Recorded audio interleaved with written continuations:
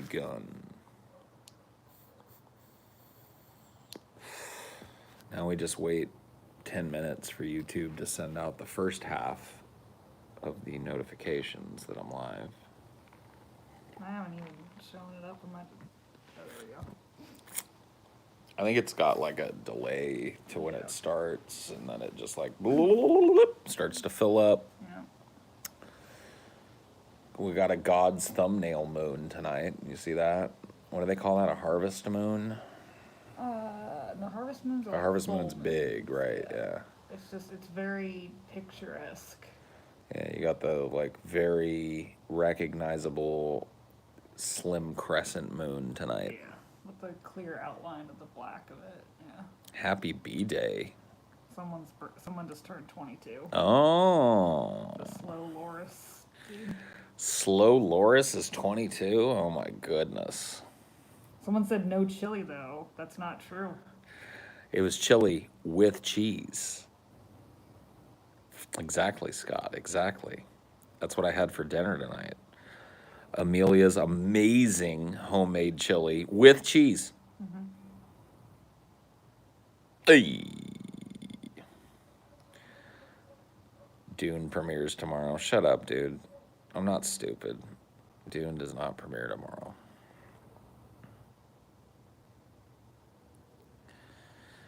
I ain't that dumb, kid. I follow way too much shit to be rused by that type of stuff, dude. Follow all the Dune scuttlebutt accounts. If Dune was being released, my phone would be blowing up, dude. What's today's philosophy? Dude, I don't know. We haven't figured it out yet. We haven't really started yet. We're still waiting for people to come in. I'm just gonna time this dude. Yeah, just time him. He's not giving up. He's too dumb. Paul, have you seen the Goonie remake teaser? Yeah, I know. Like I wouldn't know. Like I wouldn't see that shit coming.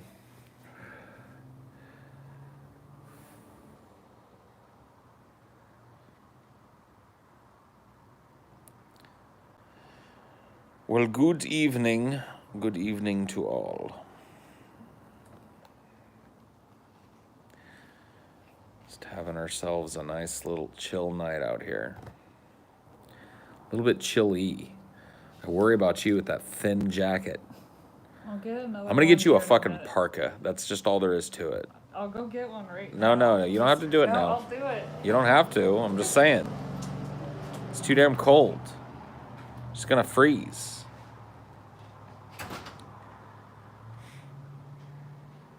They really can't ruin my childhood any further than they already have. It just can't be done. They've pissed on pretty much everything. I mean, they could remake The Goonies. They could remake RoboCop, but they've already done that. But they could really piss on that again. I don't know. There's just very few properties that they could do anything to anymore. Yeah, a Rocky Horror remake, that would be really unwelcome. You know, there's just a few properties that I'm sure eventually will be remade. I didn't really care much about the Masters of the Universe movie, the He-Man movie or whatever, so no, I don't care. They could do that. I was big into He-Man as a kid, but for some reason it doesn't tickle my nostalgia like some other properties do. Like I'm much more of like a Ninja Turtles type of guy. Like I remember way more being into the Turtles than He-Man, even though I know I was into He-Man for every bit as long as I was into the Turtles, so. It's one of them things, man. Is that bad? There you go. Nice, baby. Nice. And you match, too. Look at you. Fashion conscious and warm now.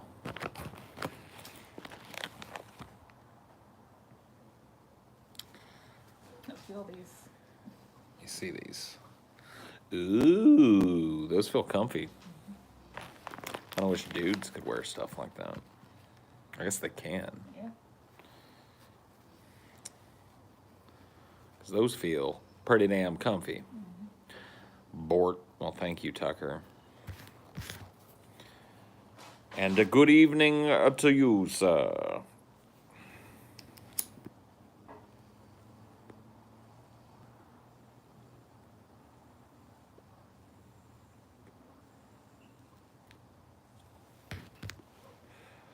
I really don't know what Bort is, but whatever.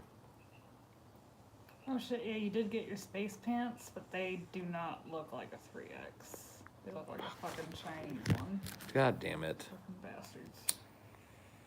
So I'm probably gonna end up stealing them. They're all yours, baby. 2 space pants for you. What am I smoking on? Bubblicious grape. My favorite.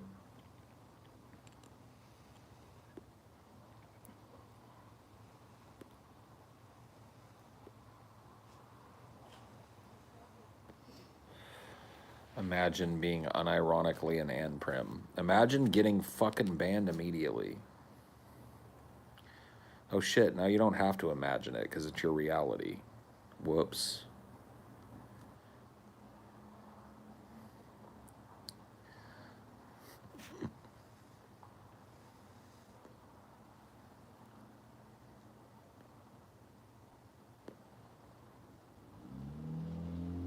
What's Ann Prom, dude?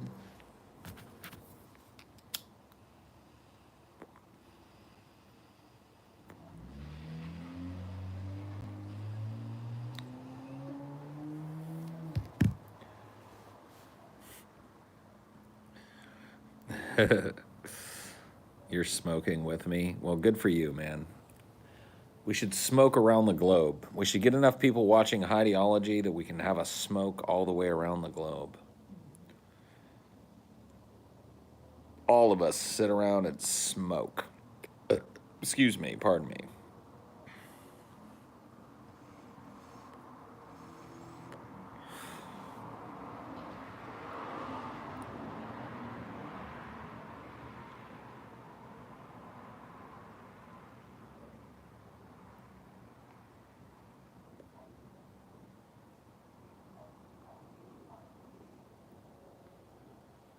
Highdeology blow contest? No, that's fine.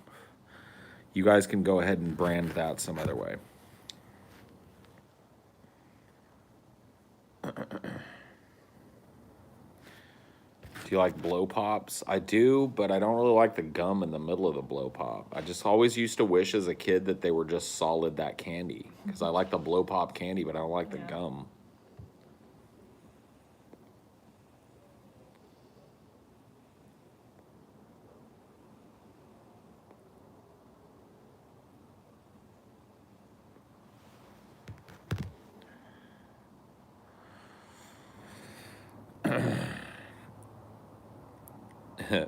Put a ring around your finger, ring pop. It's a juicy jewel of flavor, ring pop.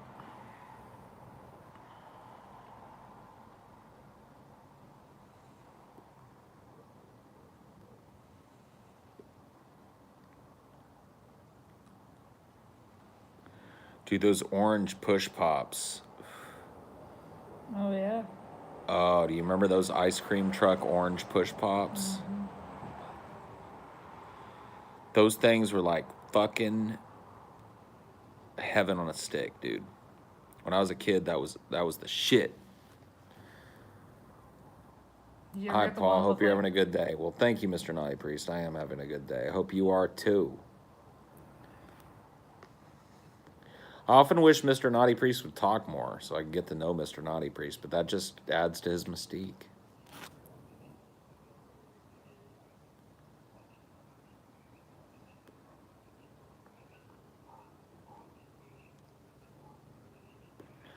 I think Mr. Naughty Priest just likes to listen. And that's cool too.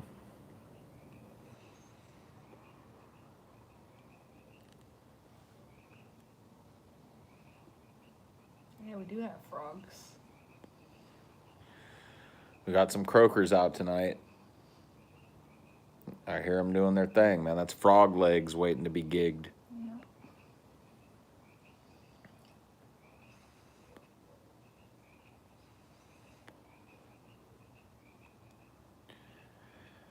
Frogs have arrived.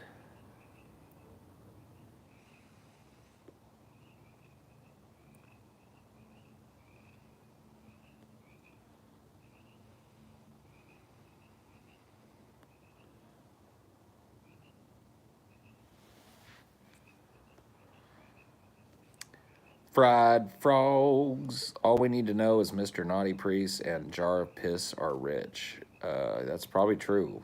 It looks like it to me. Apparently Sputnik last night too. Sputnik too, yeah. Sputnik is a rich fuck too. A rich Canadian bastard.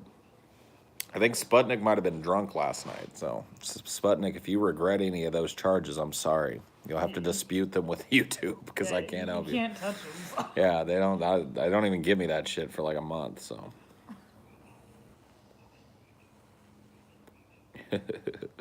You gave quite a bit of money last night, my friend.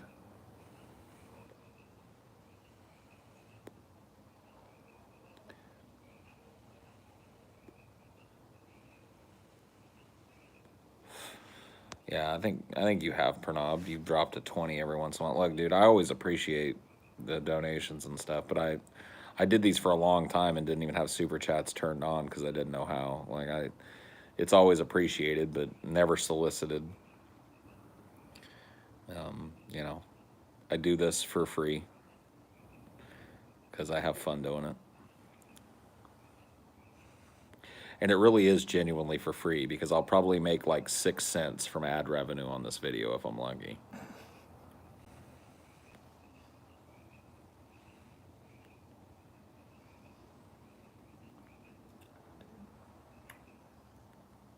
That reminds me back in like the Justin Bieber days. Like you'd tell his fans to break the algorithm and just like play his music video on a loop on YouTube. Mm-hmm. So like one of my friends was like in love with Justin Bieber, so she like had like 3 computers open playing the music video on repeat.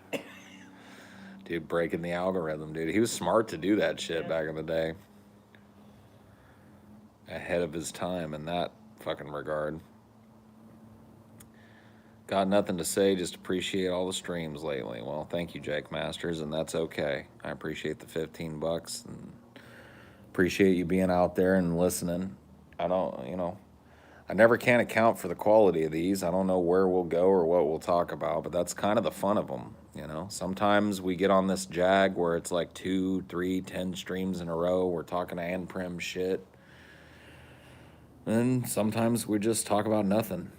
Sometimes... Talking about farts. Yeah, sometimes we talk about farts. That's right, I remember us exchanging recipes and shit. You helping me out with my burgers. Do you think we'll ever abolish capitalism? No. Not really. Like, we might make some move away from it, but I don't think that it as a concept will ever leave. The idea of accumulation of capital, I think, is here to stay until the collapse. Yeah, as long as people can accumulate any kind of resource, it's going to be used as capital. Yeah, nature will take care of that, though. Mom's going to fix it all soon. She's coming around to put it back the way it ought to be.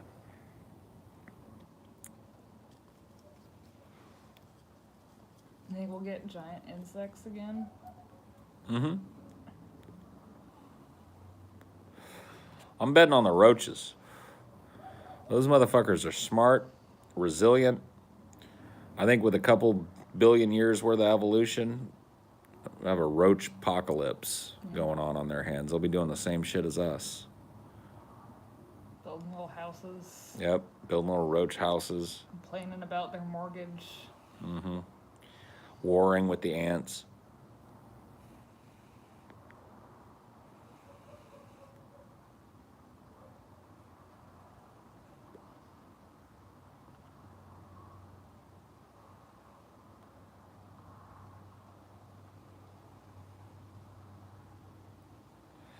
I know the Raiders are playing a good game. I just got off the phone with my mom, and they were 7 points down when she was talking to me against the Chargers. I don't know, dude. I can't do it.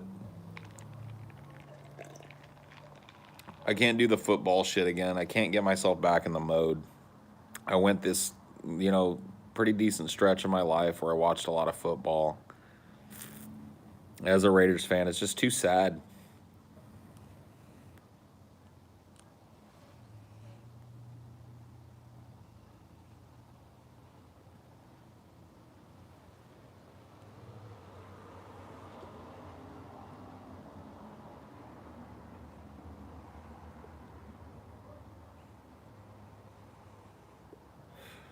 Derek Carr got hurt. Well, that's not good.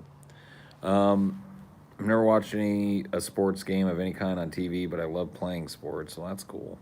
Yeah, I don't. I'm the opposite. I played a lot of sports when I was kids, but I don't really like watching it on TV or playing it. Are COVID numbers ever going to be able to go down, or are we just going to watch a bunch of people die? We're going to watch a bunch of people die for a while, and then hopefully somewhere around 70% of the population will sanely take the fucking vaccine and we'll reach something like herd immunity in a year or two. That's our best scenario right now. So yeah, we're gonna watch a bunch more people die needlessly, and then we cross our fingers that in a year and a half or so it'll be pretty safe for us to start conglomerating again.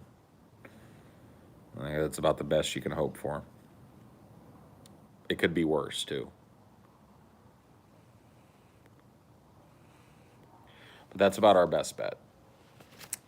If it's some 50% bullshit, then we're fucked. Yeah, I mean, if they make it somehow prohibitively expensive for people and they can't get it, or enough people don't trust it or whatever, and the anti-vax movement has grown enough to where people just don't trust the vaccine and don't take it, then we're going to see this thing kill people for years and years and years and years and years. And luckily, those of us that take the vaccine can inoculate ourselves against it a little bit, but we'll never reach herd immunity, and it'll never stop cycling its way through communities and killing old people and mutating. And it's all really dependent, from what I've read, on us getting 70% of the population of the United States to voluntarily take this fucking vaccine. And if we can get that many people on board, which I think is possible, then we reach something like herd immunity and we can be pretty safe from this one. But my big fear is that we're not going to learn from this one, which has a low kill rate, and there's going to be a next one that has a higher kill rate. And in fact, it's a foregone conclusion that there will be a next one. Before this, there was MERS, had like a 30% fatality rate, but it was out of the Middle East, so they weren't as connected as China was. Right. So, I don't know.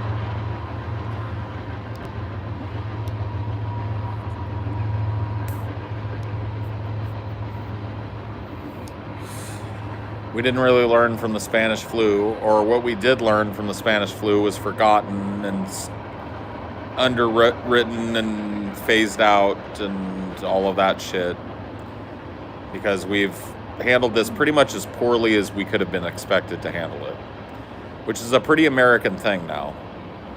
I often quote that Winston Churchill quote that you can always count on the Americans to do the right thing after they've exhausted every other option. And we're definitely proving that to be a true assessment of our national character with this COVID shit.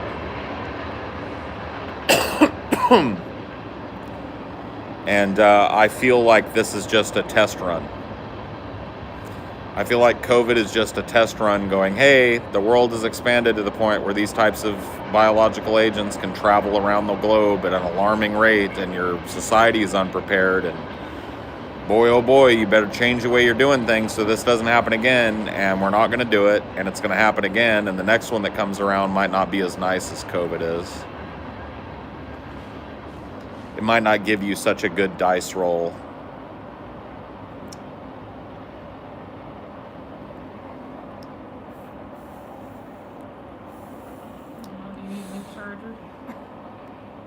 My charger is fucked, but we'll be getting new phones soon, hopefully. So, Paul, I played Democracy 3, and I gave American people universal health care, and I reduced the military police budget to cover costs, and I was assassinated in the first trimester. The first trimester? Were you pregnant? I think he means Right, the first, like, term or term, whatever. yeah. Quarter or whatever the fuck. Trimester, dude. I never hear anything called a trimester unless somebody's pregnant. We did trimesters when I was in high school. You had a trimester? Yeah. Oh. Maybe we did too, and I just don't remember it.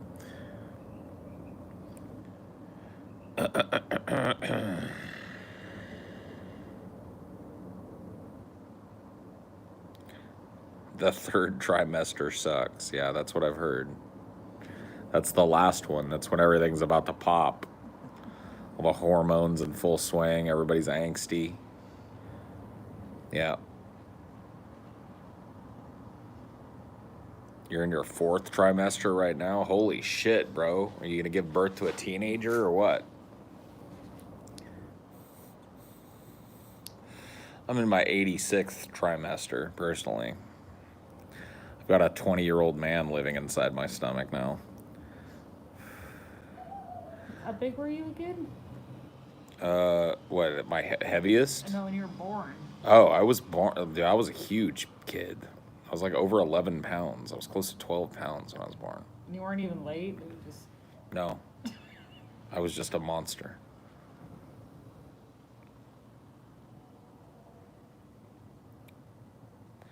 I was just a fucking monster. Yeah, I was a big boy. I was a big boy.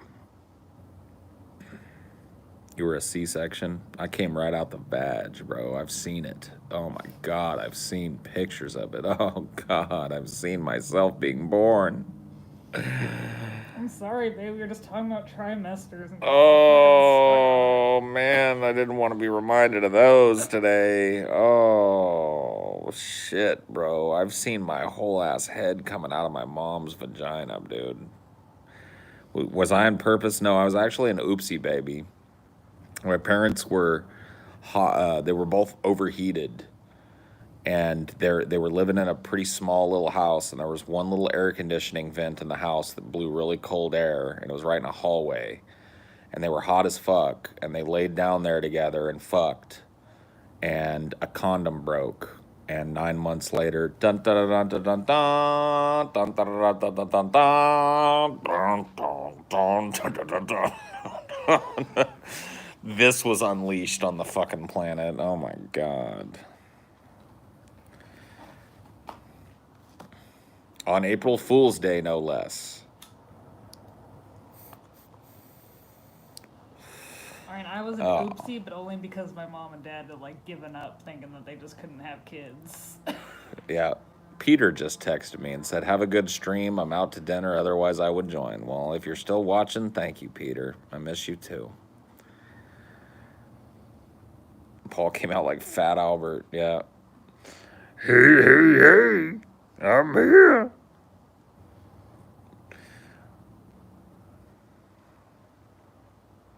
Paul listens to Jimmy Dore. Yeah, on occasion I do.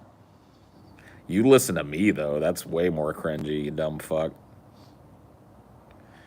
What Amelia said is exactly what we thought with our second one. What do you mean? Like they thought that they were done, they couldn't. And then... Oh, right.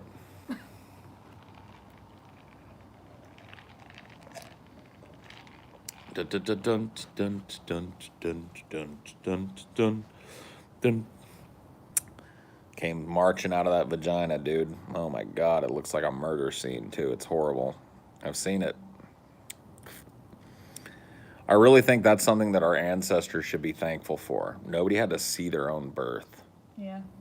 I've seen myself coming fucking all slimy and purple out of my mother's vagina. Yeah.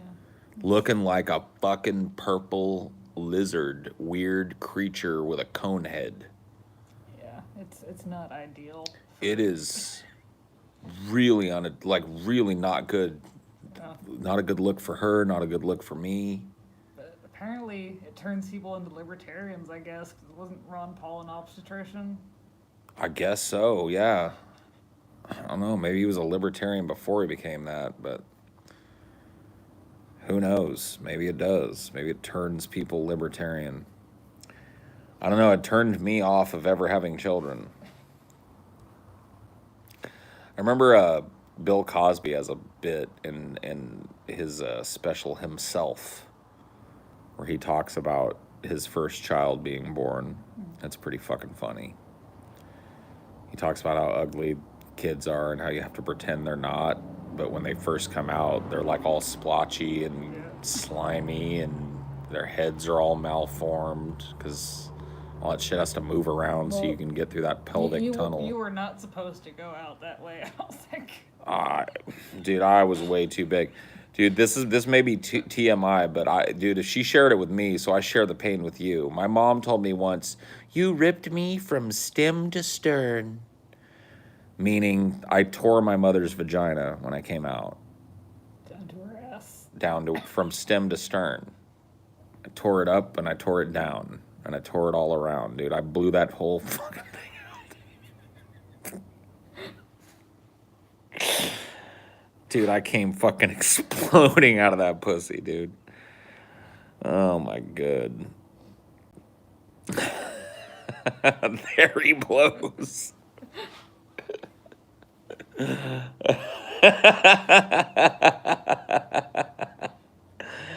Oh shit.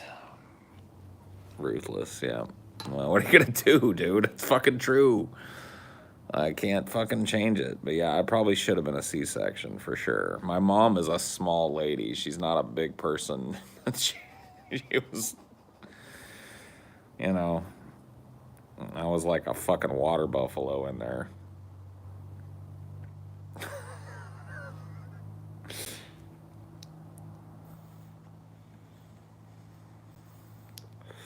Ripped out of non-existence, yeah. Forced screaming into this world through a ripped open vagina. Oh boy, what a way to begin. What a start. At least she wasn't as bad as my mom. My mom was in labor for like 36 hours. Oh God, with you? Yeah. Oh Jesus. Yeah, my mom was in labor with me for like 6 hours, I think, in total. She almost had me in the car. Yeah.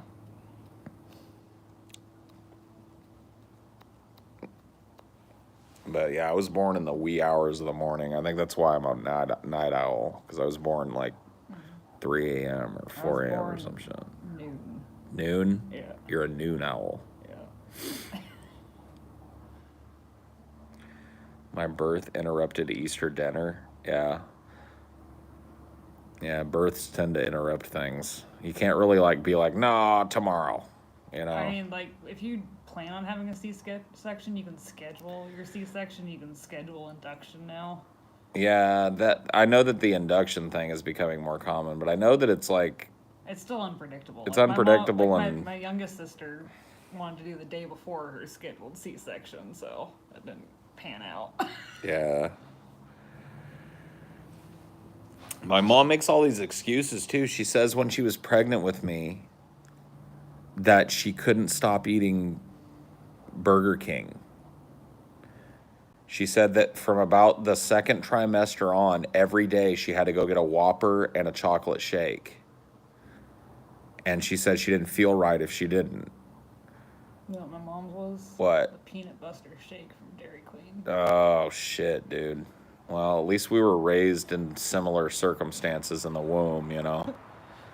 We were just jerking on the fucking umbilical cord being like, milkshake!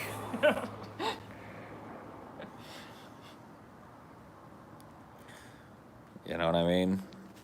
Dude, you look like the Burger King a bit. I know. Dude, maybe Burger King is my real dad. The dark secret of the family that I wasn't supposed to find out. Mom! It explained why I ripped her open, because Burger King's head's so huge.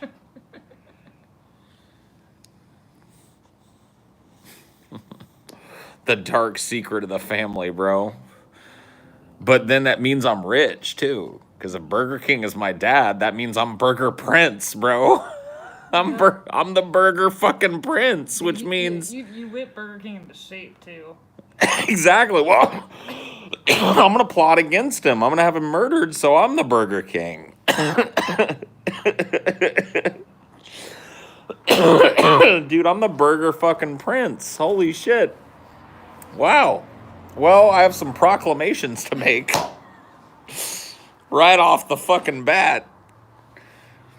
Oh man, dude, I would whip that whole fucking franchise into shape. I'd turn them around. I'd get every Burger King employee in the world, and I would spend a profound amount of Burger King's capital to fly them all into an arena. Yeah. And I would stand in the no, not stand, sit on a throne in the middle of it, Yeah. and have the throne slowly rotate so that all of them could see me as I talked, you know? Yeah. And I'd be like, the problem with the restaurant is Burger King now sucks. You will stop sucking and make burgers taste good again. Or you'll be fired and destroyed. Goodbye. And then I fly away in the battle ball. Yeah. Dude, I'm the Burger Prince. I can't fucking believe it. I gotta call my mom and get this proof. I know she's got proof. I know she's got some pictures of her canoodling with the Burger King. Alright. You know. Maybe she's saving them. Like when they get back on their feet again, they stop sucking so hard. Oh, okay, I see. And then she's gonna tell me, son, you're the Burger Prince. Oh shit, man. What is this? What are we doing? What is this show? It started with Democracy 3. I know. I don't know how we got here.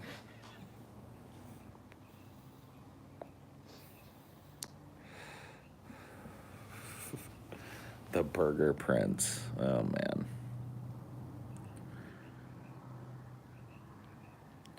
That's a whopper of a story. Oh shit, man.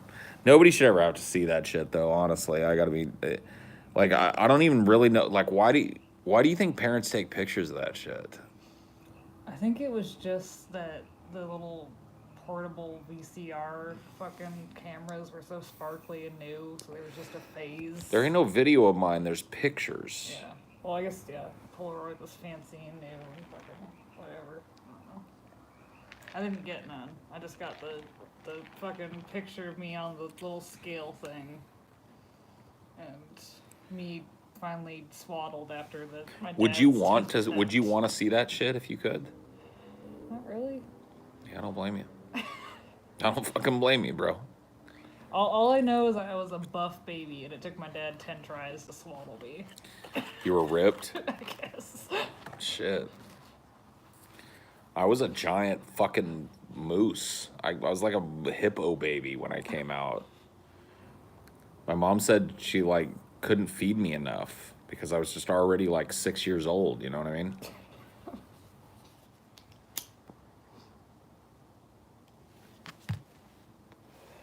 And then I started talking all young too. That was their shit though, because they were those parents that played me music in her belly. So they played music while I was in the womb. They would put the headphones from the hi-fi system on my belly, and they let me listen to music in there. And then they started reading to my ass while I was still like a tiny baby, like a little couldn't even keep my neck up baby. They would sit me up in their laps and put a book out and read it to me.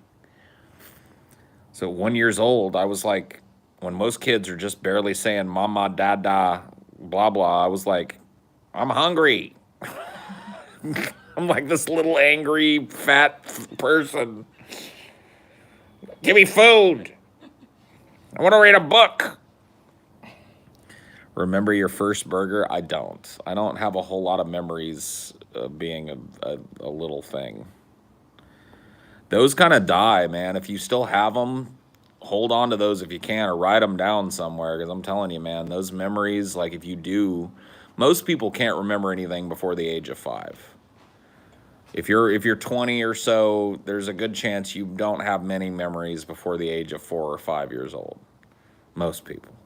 Some people can remember back earlier. I have a memory from earlier. My first clear memory, and really the earliest memory that I have that I know happened, was me sitting in my grandmother's lap and she's smoking a cigarette, and I was looking up at her. Because, you know, when you're a little kid, you have to look up and back at who's holding you in your lap. And I was looking at her cigarette and trying to grab it. She said, "No, that's hot caca. You don't want that. Don't grab that. That's hot caca." That's my earliest memory. I must have been probably one and a half or something like that. Yeah, I did do fucking ballet recitals when I was 2 years old. I don't even remember them. Yeah. How old were you? 2? Yeah. I had to You do do ballet? I guess. At 2? I guess so. I mean, that's how my parents met. They met doing ballet. Right. So they put me in ballet at 2 and had me do a whole ass recital that I can't remember. I mean, we were in some crazy shit too. I don't know if at 2 we were in some crazy shit yet, but my parents put us in all the shit. Like, I was in gymnastics, I was in little leagues, I played soccer. We did that crazy cultural appropriation Indian guides thing. We were in some shit. I was in 4-H. Ugh. That was the worst. 4-H sucked. That's 4-H. It's like you ever heard of FFA? Future Farmers of America. Oh, okay. So it's like the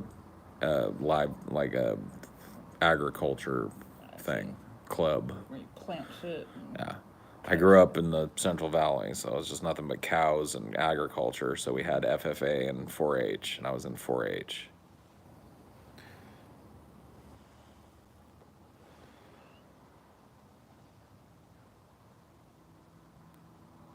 I was in DARE as well, yes. Well, I wasn't in DARE. DARE was something we did in school. Like, there would be a day that a dude would come and we'd be like, "Oh, it's DARE Day," or whatever. And we'd have like a big assembly in the, cafeteria or whatever.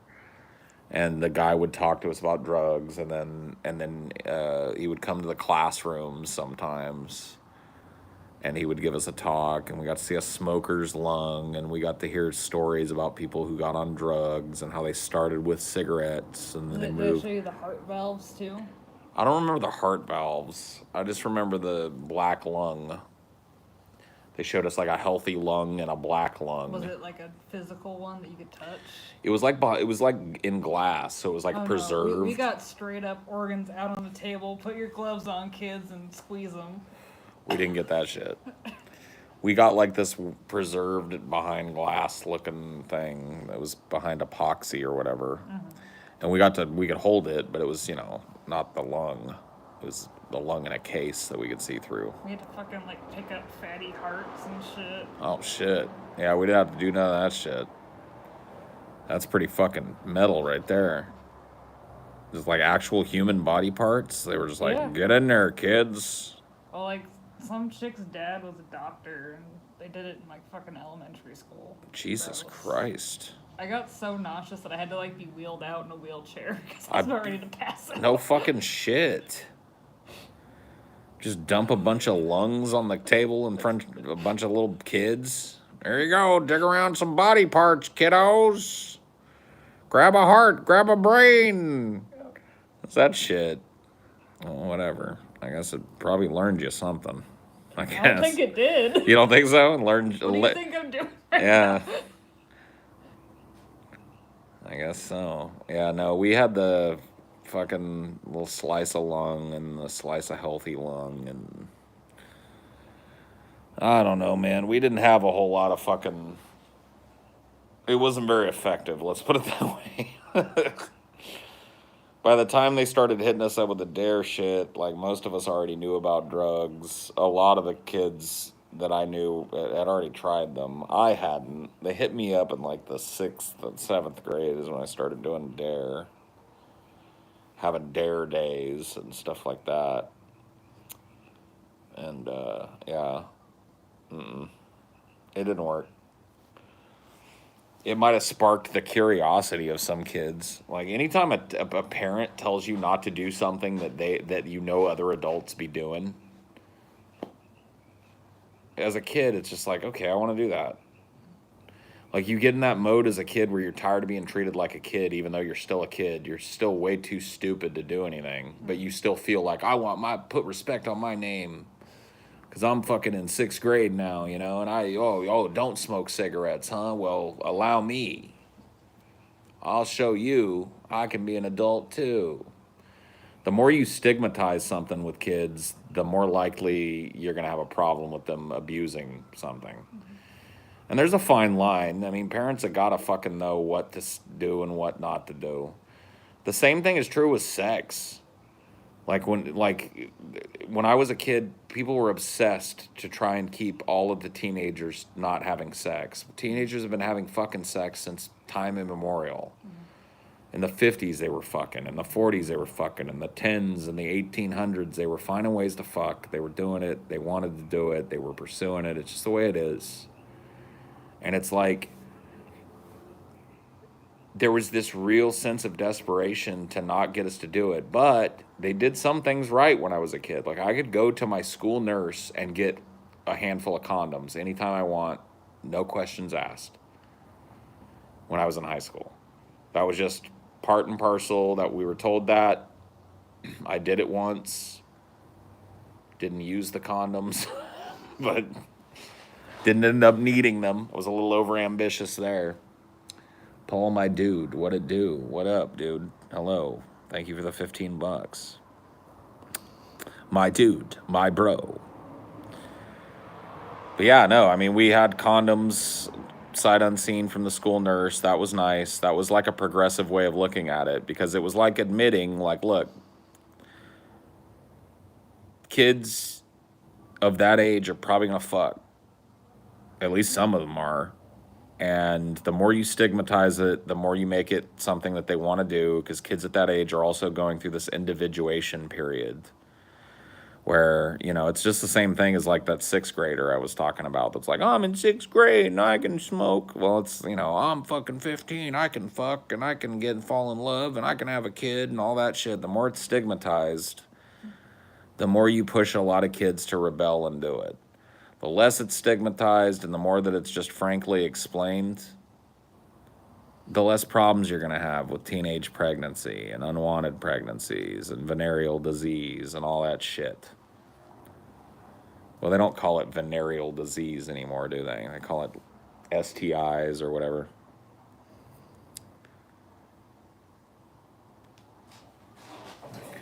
Abstinence puppet show. Dude, that's so fucking cringe.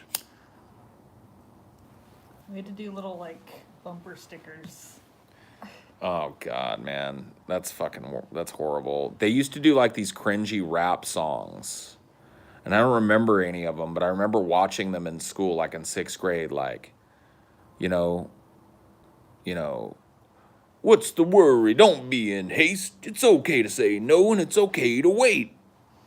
And you know, have this guy all doing like hammer dances and shit, and all the kids are just like, oh, fuck me, man. I don't know.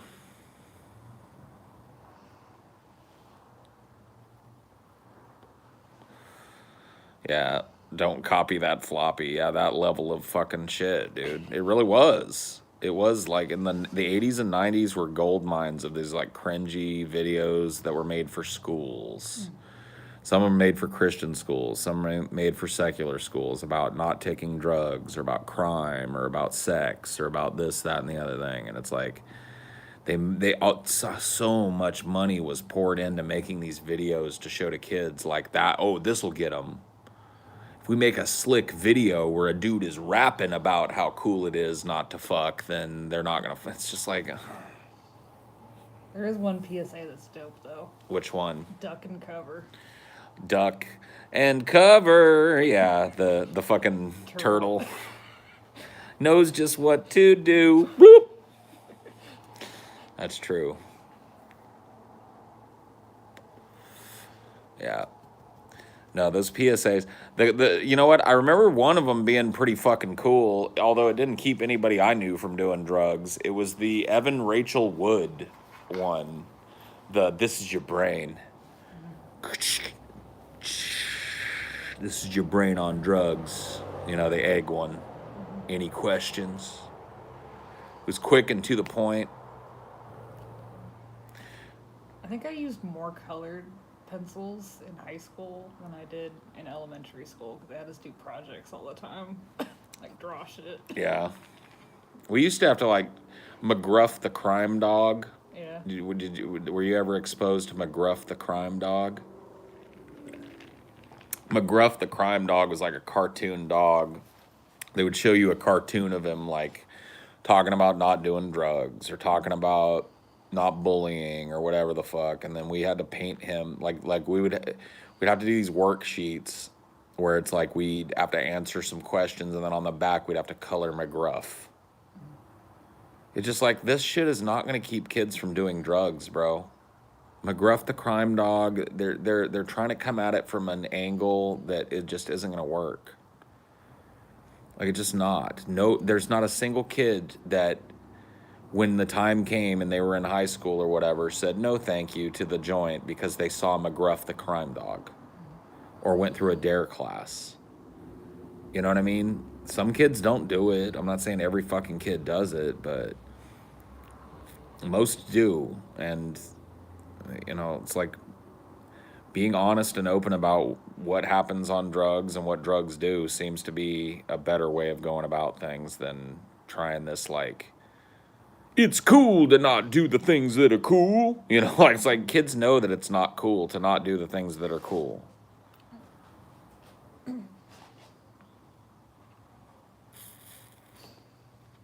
There was a meth head in my class. Like, he dropped out in 6th grade and just became a meth head. Yeah, dude, there was a dude like that. He didn't drop out in 6th grade though. That, you gotta have parental consent for that shit. Oh, apparently they didn't give a shit. Yeah, apparently they didn't. No, I knew a kid, and he was a freshman, and I was kind of friends with him. He's like kind of like one of those people that you're not really friends with, but you chill with him once in a while, like. And he just like was always, he had kind of a lisp. I remember his name too. His first name was Tommy, and he wanted to be a trucker. And he was telling everybody, like, I'm gonna drop out of this school and I'm gonna get out of the school and I'm gonna be a trucker. And he fucking just did that. He just, like, after freshman year, nobody heard from Tommy again. And then I bumped into him somewhere, and I was like, hey, what's going on, man? Where'd you go? He's like, I dropped out of school and became a trucker. I was like, whoa, you did it. Cool, bro. He's like, yeah, man. I was like, whoa, good for you, bro. Yeah, making bank. He had a little house. He was married, had a kid, you know, whatever. He was pulling his weight in society, making cha-ching. He knew what he wanted to do. Whatever. I can't judge him. They should let more people do that, honestly. Like, you know what? I want to be a plumber. All right. Get to high school and then go be free. Yeah. Why not? Or how about this? How about, like, people that you don't even have to go. How about your high school is training you towards being a plumber and a general engineering thing, so that you get like a focused high school education rather than this scattershot approach that you get. See, I really think the scattershot shit should be elementary school and middle school. Elementary school should be for everybody gets a little bit of math, everybody gets a little English, so you can find out what your aptitudes are. By the time you're going into middle school, you should start to individuate into different groups of kids who are more like into the shit that you're into. If you're not great at math, that doesn't mean that they should double down on the math on you. Because if you're not great at math by the time you're in middle school, chances are you're not going to be Albert fucking Math Einstein. But you're probably gifted somewhere else, language or history or visual arts, or you're engineering, or you're good with your hands, or whatever it is. You know, like, by the time you reach fucking high school, they should be trade schools. They should be pushing you towards specialty colleges, so that by the time you get to college, you don't have to take general ed. You did all that in school. Or like The fact that like even the colleges now they require a certain number of like art credits or whatever. I mean, for art majors, that makes sense, but for people that aren't trying to be artists, why do you need a certain amount of art credits to go to school here or there? You know what I mean? Like, it makes no fucking sense. And that's what fucking killed college for me. I gotta be honest with you, is I got out of high school, went into college, and it was more of the same shit. I was taking English and fucking math that I hated, and a statistics class and a biology class, and none of those things except for the English class had fuck all to do with anything that I ever wanted to do with my life. It was pointless for me to be taking it. It didn't broaden me, it didn't enrich my fucking mind at all to sit and barely understand a math class. I'm not a math person. I wasn't born to be a math person. It's just not my aptitude. And yet here I was, having gone through all the fucking pain and acrimony of getting through fucking high school with a good enough GPA to get accepted into a state college, killing myself to do the fucking math and the shit that I hated. And then I have to do a bunch more shit that I hate for the first year and a half of my college. I was just done. I couldn't do it. I couldn't look down the pipe of another math class where I felt like a dumb kid. It's like, why am I in this big, beautiful fucking learning institution not learning how to be a better actor? I went there on a fucking theater arts scholarship. I was a theater arts major. I had one theater class my first semester. Why am I not in 16 different theater classes, you know what I mean, in an English class? Like, what?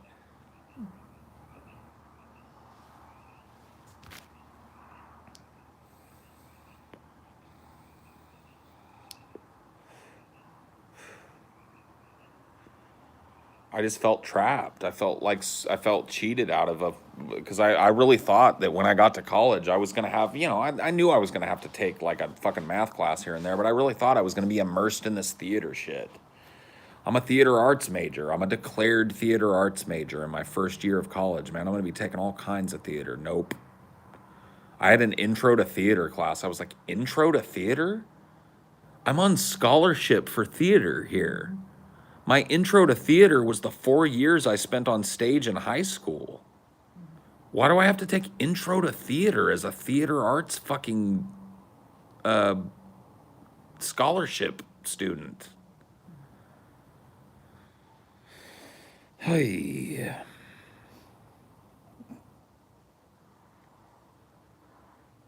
Money. Yeah, that's the answer. You're right, Jason.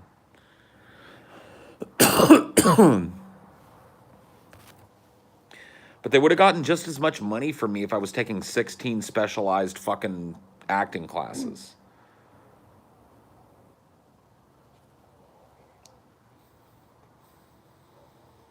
I'm gonna make room for other people to do it for shits and giggles. Right. I don't know. And I tried to go back. I went back, how many times? Twice. The first time I went, didn't work out. Then went back again, didn't work out again.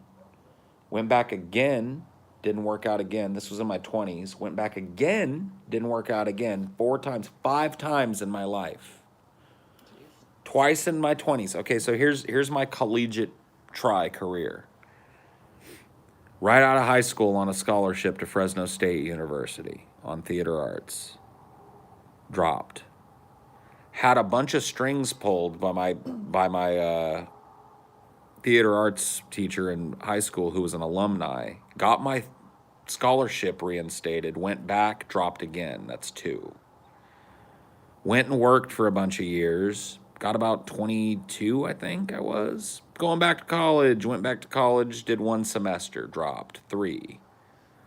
Then later in my 20s, I'd say probably 26, 27, did the same shit. I'm going to start taking some classes. I'm going to take a part-time load at the school and work. You know what I did? 6 plays. I did 6 plays and 1 semester of school and dropped. And then, right before I started on DP, quit my job at the school district and went back to school full-time and dropped. 5 times.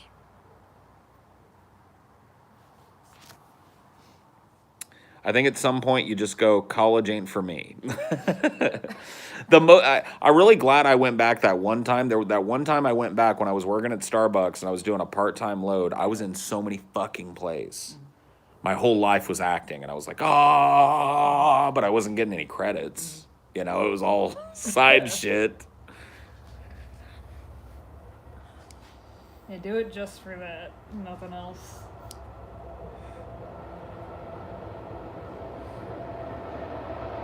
So it was worth it for that, for sure.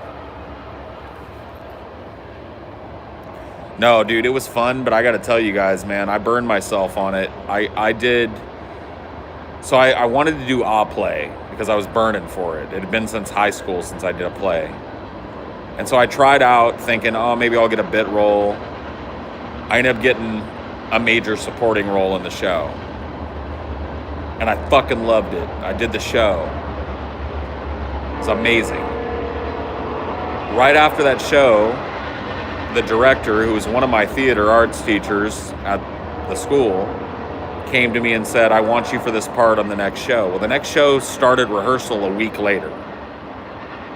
They had a full schedule. And he was like, look, most people don't do these back to back, but I want you in this next show. I want you for this part. I read the part and I wanted it. It's so fucking bad. It was a villain. I'd never gotten to play a villain. Like, well, I have, but not like this. Just a total fucking, like, I was the bad guy in the show. And I was like, oh my God. Okay, I'll do it. So I did it. Okay, so right after that show finishes, closing night, the theater arts director, who remembered me from when I was younger and had dropped out of school at Fresno State, walks up to me after the show. Oh, you were great. I need you for a show. Can you commit to a show? I've got a part. And I said, well, all right. This is 2 shows in now, in a row. I go, okay. Well, when do you guys start rehearsal? He said, we already started rehearsal. I lost an actor. We're 2 weeks into rehearsal. I need you to step into the role. Can you do it? And right there that night, as tired as I was and as glad as I was to have that 2-show run done, I said, yes, sir, I'll do it. The next day I was rehearsing that show. Did that show. Got out of that show, finished that show up. Guy from Fresno City who's also a playwright. His name's Chuck Irvin. I can say he's a public figure.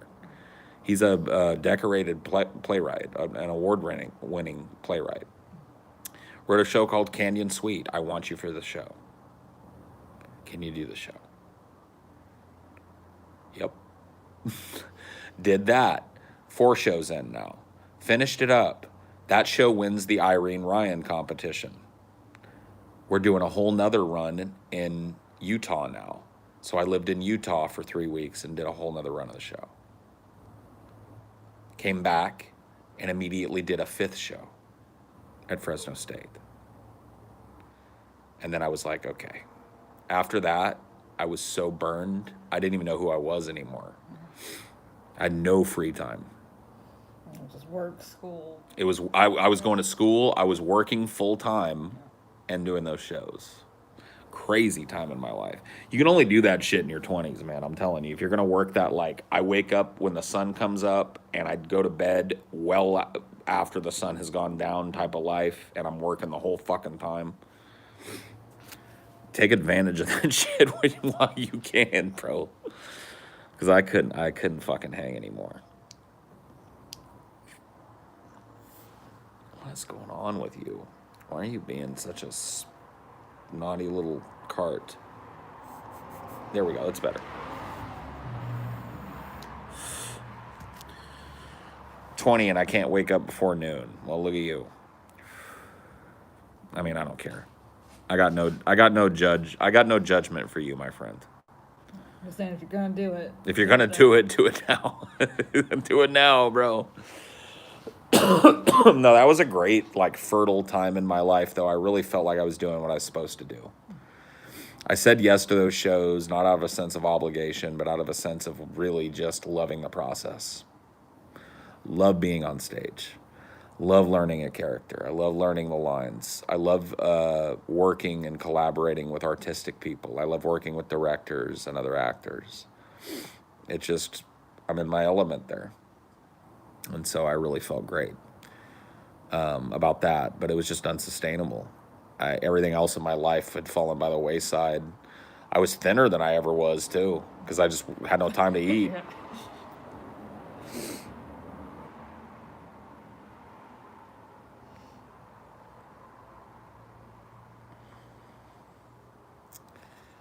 But yeah, man, good times. A lot of cool shows, a lot of good experiences, met a lot of cool people, got to travel and see some things, and, you know, fun shit. Can't say I don't miss it, but there's just really no room in my life right now for a fucking show.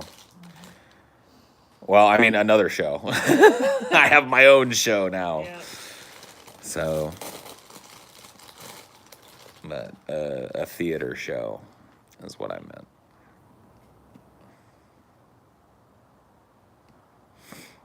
Wasted my 20s. I do not want to waste my 30s. I have a feeling that you will not look back on your 20s as a waste. Because I could look at my 20s and go, wasted my fucking 20s, but I'm telling you, with a little perspective, I did not. I learned a fuck ton in my 20s. I did a lot of soul searching in my 20s. I met a lot of cool people in my 20s.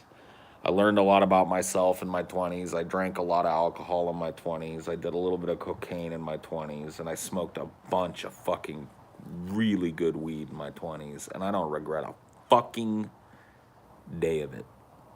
Not a day. I broke some hearts, and I had my heart broken too, and I don't regret that either. It's just the truth. I don't. And you probably won't either, dude. When did you do coke? Not very often. A couple of times in my 20s.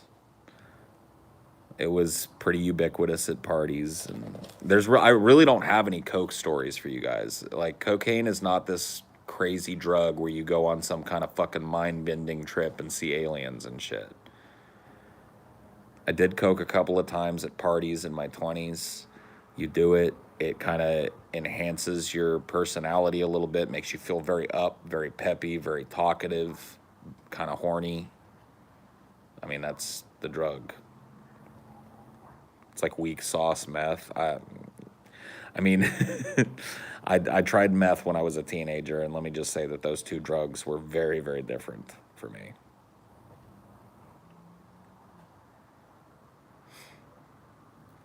But I knew that it wasn't, really my kind of speed of drug. I had a little bit of fun on it. I'm not going to lie to you and tell you that it wasn't like an enjoyable experience, because if it wasn't, I would have only done it once. But I did it a couple times. Yeah, it's just not my scene. Some people get way into that shit. Let's put it that way. You know, the one that rocked my group of friends, though? Coke was ubiquitous throughout my childhood. Ecstasy, which is now called something else. It's like MDMA or whatever. E or whatever. That shit. That's kind of in my late 20s when I stopped partying with my friends, because it stopped becoming about like, hey, let's get together and have a few beers, or hey, let's get together and smoke some weed, and it started to be like, hey, let's get together and roll E. And I never have done E. I saw people on E, and I was like, Yeah, just kind of like. yeah, just like sitting there with each other like and I'm just like, okay, no, I don't want to try this drug. And it was like every party I was at turned into that shit, and I was like, well, time for me to, and I just stopped going. So yeah, it just ain't my thing. I'm sure it is great. I'm not saying it ain't great, but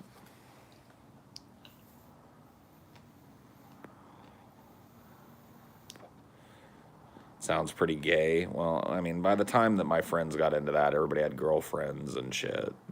But yeah, I mean, I guess it could be pretty gay.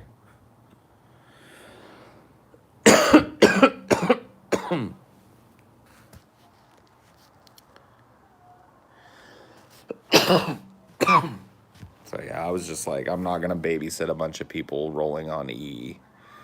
I'm not gonna do it myself.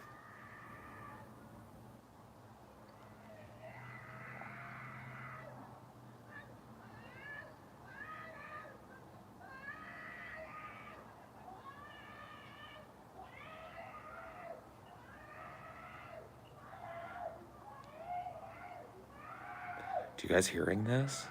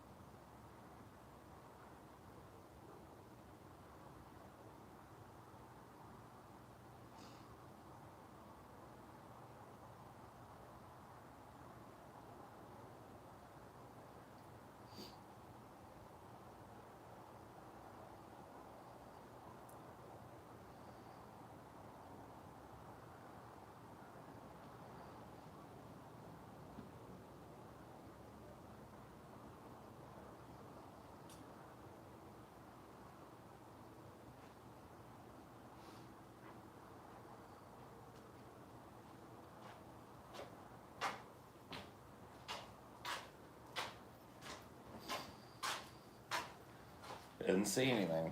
Oh. I don't know what the fuck. It sounded like almost playful at first. That's what I thought it was. I thought somebody playing around, but as it went on, it sounded like, and I don't know any of our neighbors really, so it sounded like somebody maybe has a mentally disabled person they're living with, and somebody had an episode or something. I don't know. It sounded pretty. I didn't hear help or anything, and I went over and looked. I mean, it's so fucking far away to the next place. That like. I think you're probably on the money that it was like an episode or something. That's kind of the. It started out almost like gleefully. Well, I mean, that's what I thought it was because I just thought it was somebody playing around and going, no, don't do that, or whatever. And then it just started to sound like somebody having like an episode or something. No, it was not a bobcat or a lynx. That was a person. How close is the neighbor? I mean, from the direction that was coming, it's almost to the train tracks, which is probably about half a mile away. And it sounded like it was coming from there. And I looked over there and I didn't see anything going on. I didn't see any person or anything. So, wild tweakers, maybe. That's a possibility.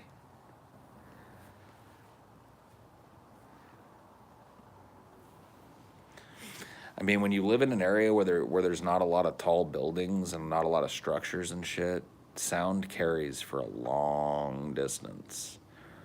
So there could be have very well that could have been like a mile away. I mean, and it's dark as shit. So what are we gonna do? Yeah, it's dark as fuck. Like I wouldn't even know where to tell the cops to go. Like over there, like over that way. That doesn't mean anything. Like if I could show you guys, that means shit. There's nothing over there. But yeah, like when I lived on the Ohio River, I could hear shit over in Louisville because they had parks on each side. So I'd hear them. Oh, they yeah. had like little fucking revivals over there, and I could hear every word the preacher was saying across the whole ass river. So. Oh yeah, for sure. I mean, like I said, out in the country and shit, fucking sound travels. They used to have like a whole. I'm trying to remember the name of it. I watched a little mini documentary about it, about how people used to communicate over long distances before phones and shit. And people that were homesteading out in a big open place where there was no town or anything, they would have these, some of them used like lights, like they would put a torch on top of a thing that would be visible, but they had a system of like hoots and calls, like it was real loud. They would really like You probably have like a horn or some shit. Yeah. No horns, because it was just like that type of shit was a premium to people. Having a horn. No, I mean like from a goat or something. No, No? I mean they would use their and they would clap, make loud noises and they had codes for different shit. Like, it meant like, if something was on fire or somebody needed help or whatever the fuck. There were different codes. This place fucking sucks. Move on. Yeah. Well, I mean, these were people that had settled down, so it was like how you communicated with your neighbors to let them know some shit had happened.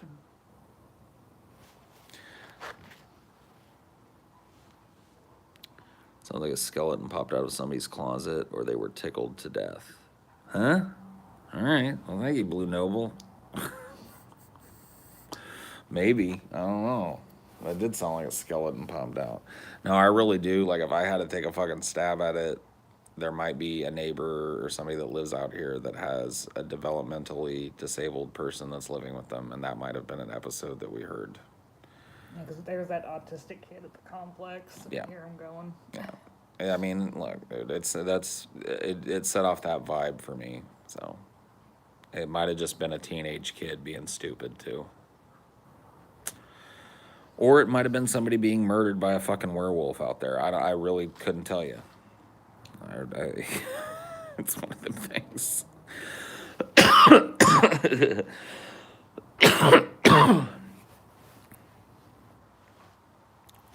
No, it's not a full moon. It's actually like a thumbnail moon, whatever they call that.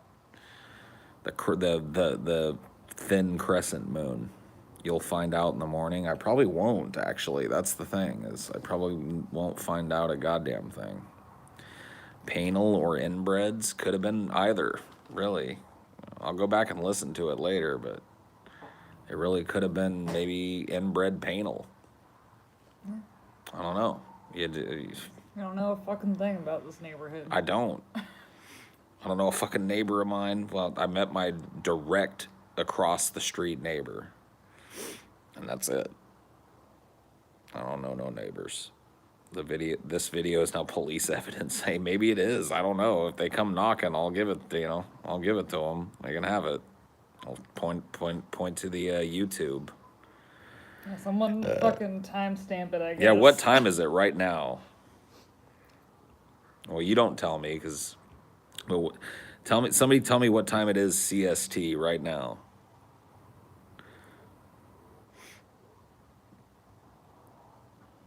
It's 10:20 CST right now. Okay, then, well, there you go.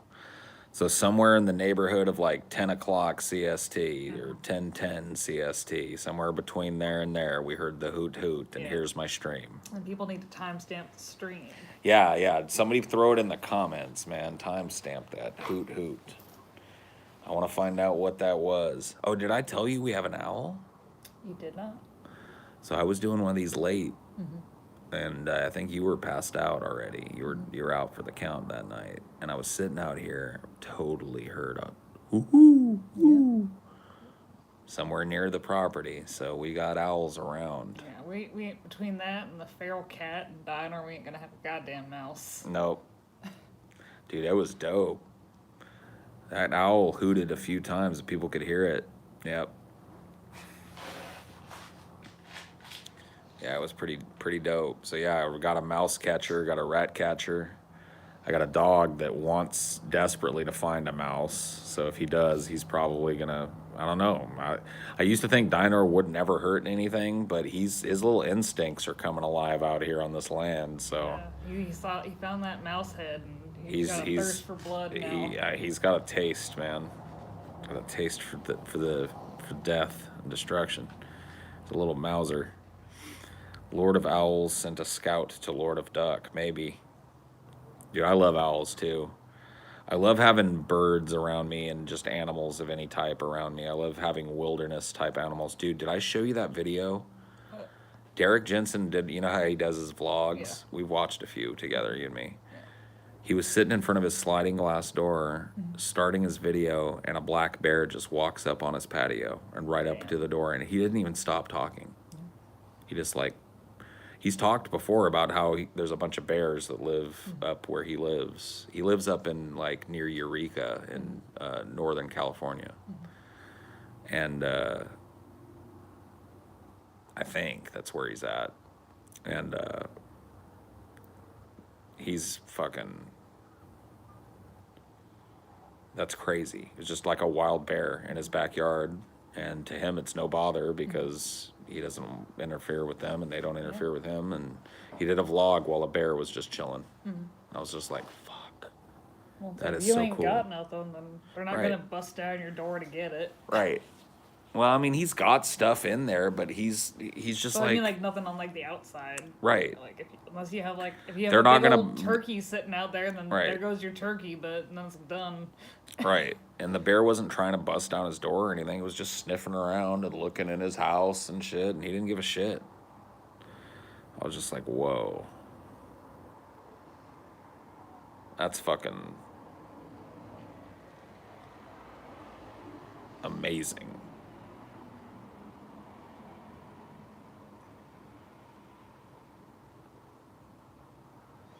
And never feed the bears. That's a good point.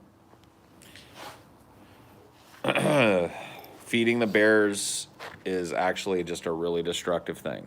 Not because you're giving them food or whatever, but because you are making them dependent upon human handouts rather than encouraging them to go forage away from places where there are humans. Yeah, So it's you're like encouraging entire, like, that's why they're so strict about it in places like Yosemite, because if you go to Yosemite at the right time of year, a bear will walk right up to your car. And there are signs everywhere. Do not feed the bears. Do not, because they are dangerous. They can and will take a bite out of you. So you don't want that. But the real danger is that it makes the bears associate human beings with easy calories. and like, hey, bear friends, come get closer up to these tourists and fucking. One bear gets it, and then another bear finds that bear doing it, and then all of a sudden, all the bears in the fucking valley are lined up along the fucking driveways, and people are getting mauled by bears, and they get more aggressive. So it's like, it hurts the bears. Or they get dependent on it, and then They get dependent on it it. gets slow, and then they're stuck. Right, like their now, ass out, it's yeah. like now, COVID. Yeah. Yosemite's closed. So nobody's feeding those bears extra food no more. And if they were allowed, if it was allowed there for people to feed bears, those bears might not know how to go forage for food. You know, you got 3 generations of bears that think that that's how they're supposed to live, is they go stand by the cars and get handouts of easy calories and shit. So you don't feed wild animals in general. I mean, that's just kind of a rule. The 2002 Count of Monte Cristo is underrated. I agree. You don't hear a lot of people talk about it, but it is a really, really good remake of that movie.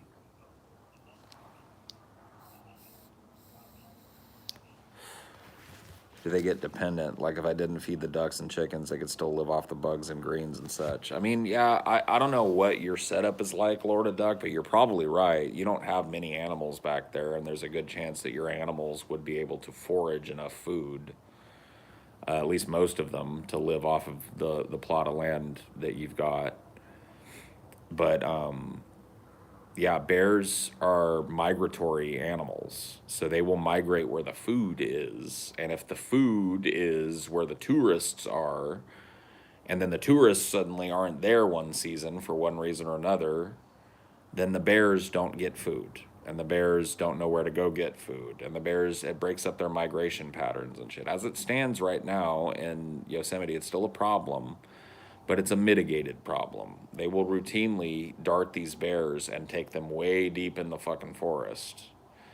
And they very strictly enforce the not feeding the bears policy. There are actually cameras on the roads all up and down Yosemite and at all the little touristy spots where people can interact with wildlife, because it's destructive to them.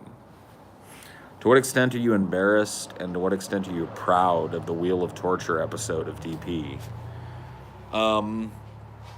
I'm not super embarrassed about it, honestly. I had a lot of fun doing it, and I think I made a lot of people laugh doing it, and to me, that's not embarrassing. I mean, my flabby ass getting paddled by a paddle or whatever, it's like, there are worse things that could have happened to me, you know what I mean? So I don't carry around a lot of personal embarrassment about that, especially as a performer, you know?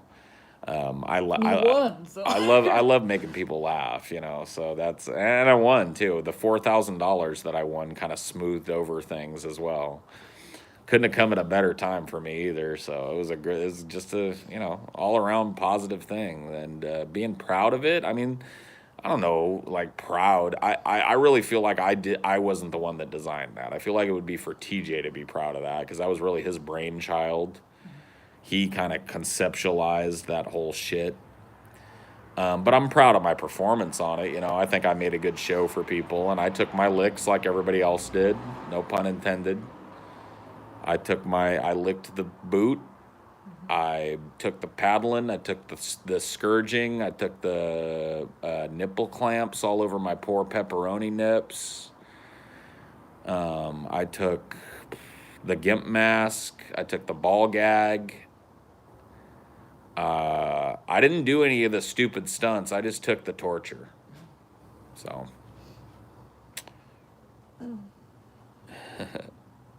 Yeah, I took a lot of punishment for sure, man. But that was my strategy going in was to risk because really all I was risking was physical pain.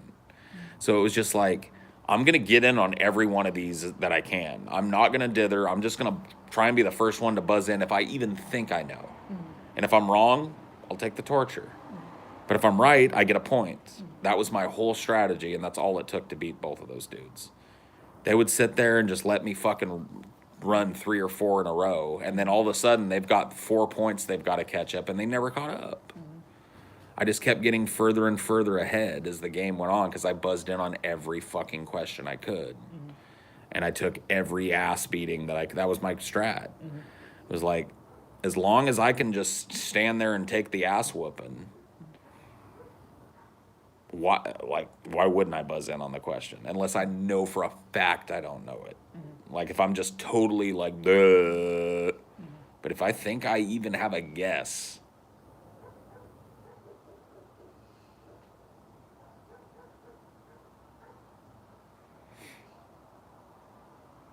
when TJ started paddling you almost cracked. Well, see, that's the thing is like,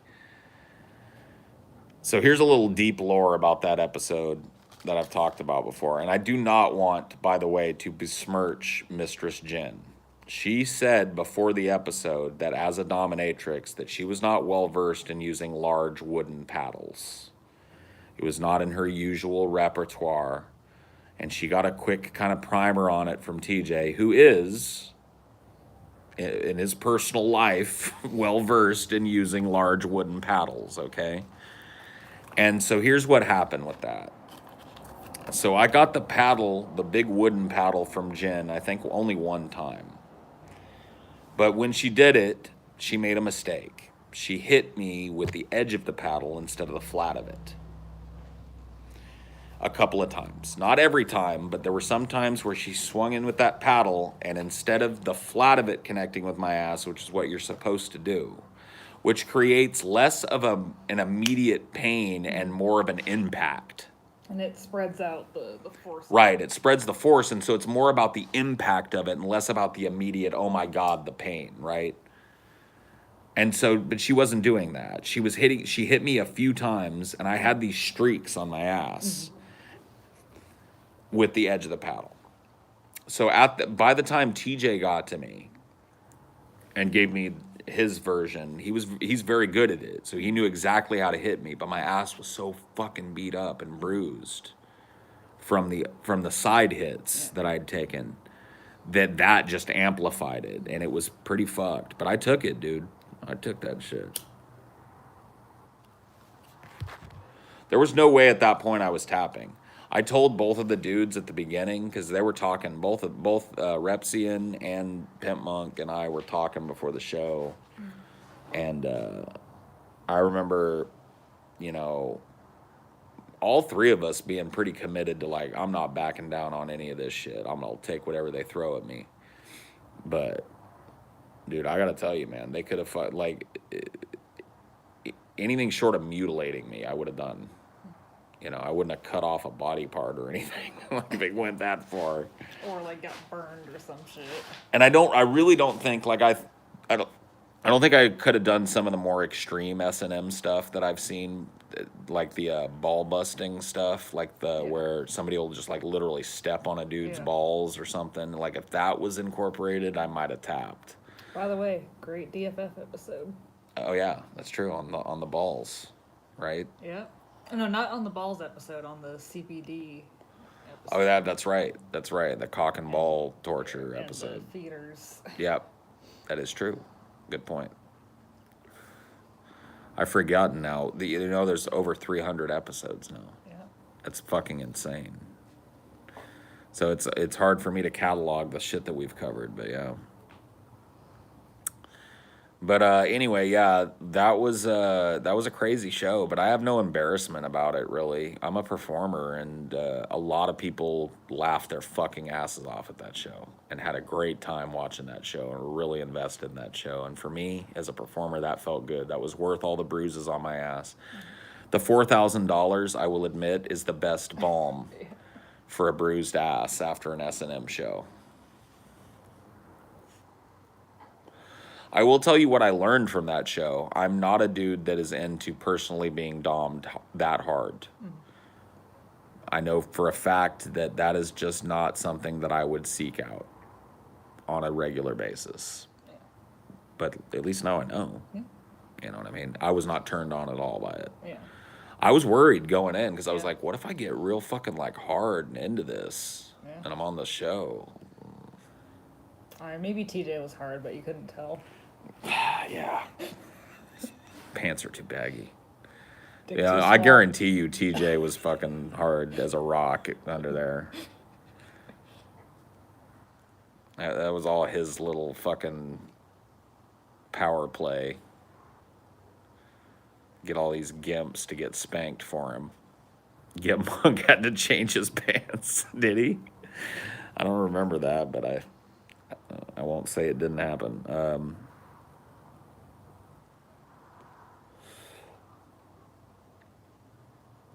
But yeah, that definitely like sealed it for me.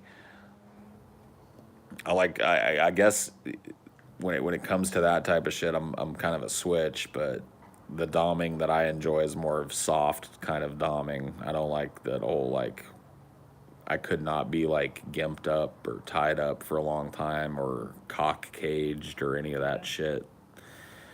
That shit is not, I can't do that shit. Sorry, I'm just too vanilla.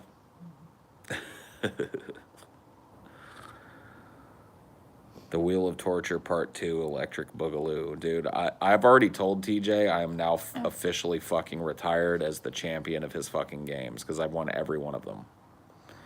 Every game that he has come up with that he's put a lot of effort into, game show that I've been a fucking contestant on, I have won. So I am retired champion now because I ain't putting my fucking ass or my gut or my brain through another one of his fucking torture mazes. Yeah. Dude, I'm keeping the strap. I retire as the champ. Put my name up on the fucking, Yeah. you know what I mean? Put my number up. Would you administer a game like Oh, that? fuck yeah. I'll definitely help him administer it, and I'll go whoop somebody else's ass, and I'll laugh my ass off at somebody else drinking their fucking ass off and having to call their dad and reconcile with them and tell their mom he's a furry or drink 8 fucking gallons of vodka. You know what I mean? I'll participate as a fucking guy that's sitting there being a chuckle fuck and smoking weed, but I'm not on any of his shows anymore. No more shows.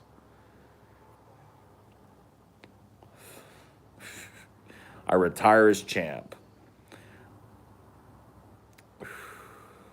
Is there a single one you lost? I can't think of any. I have lost Maybe like the little trivia ones. the trivia type contests. I think I lost a couple of those. So we've done a few episodes of those, some of which aren't out yet. So I don't want to fucking blow any shit. But yeah, we've done some trivia episodes. I think I've dropped at least one of those.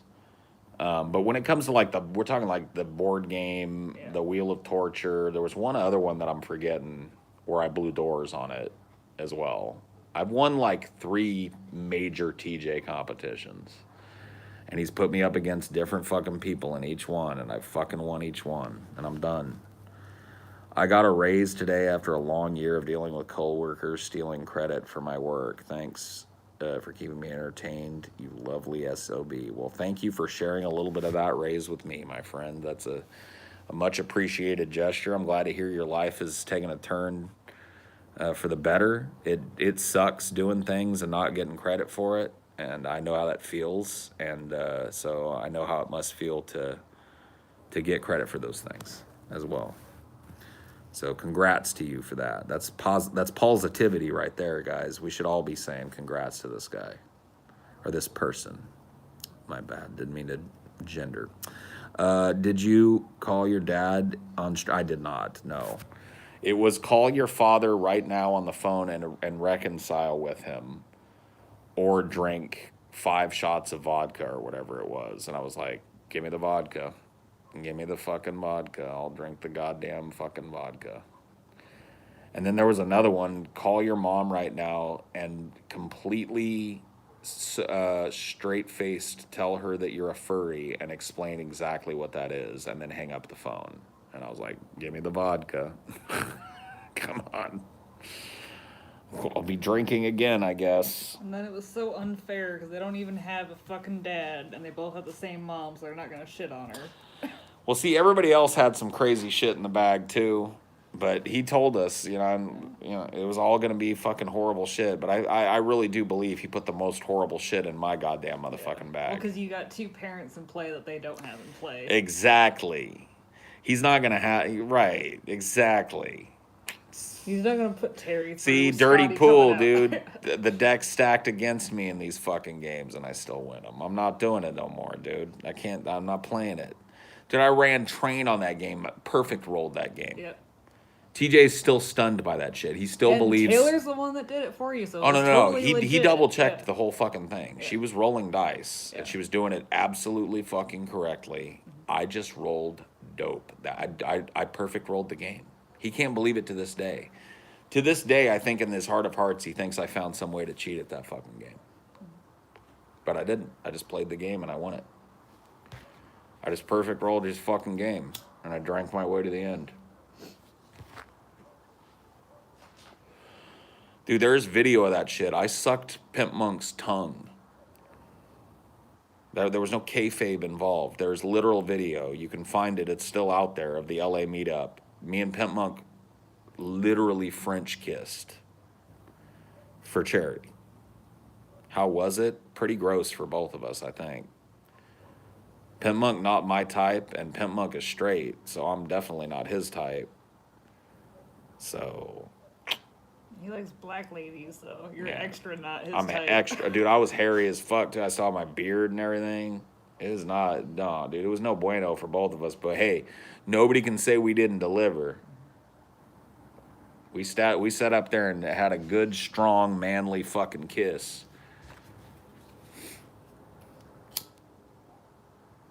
Pimp would be a sweet cuddler. I bet he would. Us big guys are pretty good at that shit. Can vouch. But you're just too damn pale for him. Mm-hmm. I just don't, I got the wrong equipment and not enough melanin and definitely not enough ass and titty. He wants ass and titty. Dude, my favorite Pimp Monk story ever.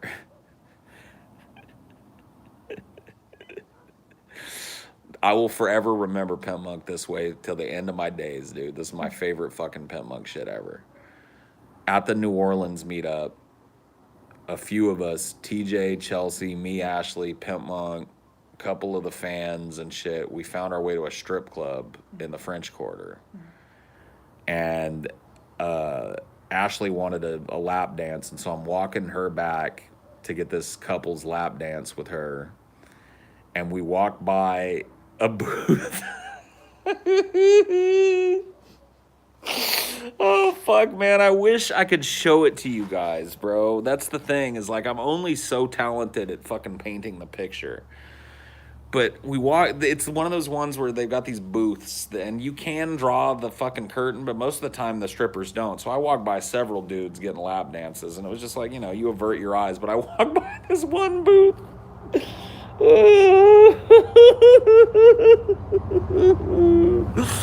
Oh, fuck, I'm sorry. Oh, jeez. Pimp Monk is sitting there, big as the fucking world. Sitting there with his belly all out, like, just, I'm like, you guys can't see, but I've got my belly out. He's got his belly out, and this black chick with a ass like fucking chocolate cottage cheese, dude, was bouncing on his fucking lap. And he's got this grin on his face. And I saw it was him out of the corner of my eye, so I glanced over there, and this big fat black ass is bouncing on his lap, and he goes, "Hey, Paul Zico," you know, and I was like, "Pimp Monk," and then the stripper. She's facing me, right? Because she's got her ass is working, and she had her head down and that ass bouncing in his lap. And she looks up at me and she goes, "Get the fuck out of here!" And I was like, "Oh!" And so we kept going. Why was she so ashamed? She wasn't ashamed. I was fucking up her mojo. She was I trying to see. work him for a fucking blowjob upstairs, and like he, she didn't want him seeing friends right then. Dude, that ass was so huge. I swear to God, that's the perfect description of it too. It was like chocolate cottage cheese. Yeah. It was beautiful. It was big.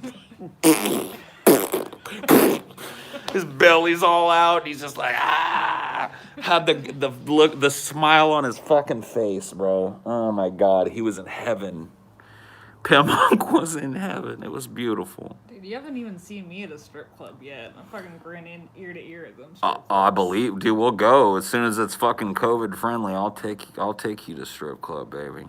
Sounds good. I'll get you a big old scoop of black cottage cheese if you want it. Yeah, you can have some too. Yeah, I'll have a scoop myself for Pimp Monk.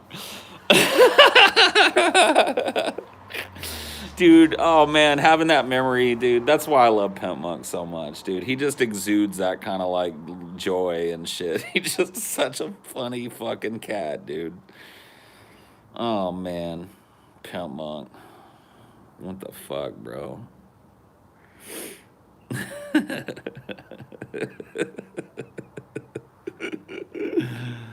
Oh shit. That's a good one to pull out of the Rolodex once in a while and remember, you know, because that had me rolling in the fucking aisles, dude. Yeah. Oh shit. It's been good. Huh? It's been good. What? Just had the vibe and the flow. Oh, the vibe, yeah. No, Highdeology's, dude. I'm telling you, man. This porch, I feel the energy when I'm out here doing these. It's cold as the witch's titty out here, but other than the that whatever that was, this has been pretty fun. It's been a pretty good one so far. We'll see where it goes. I'll never forget the rap battle between you guys. Yeah.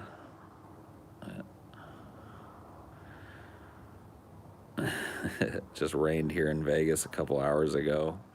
Yeah.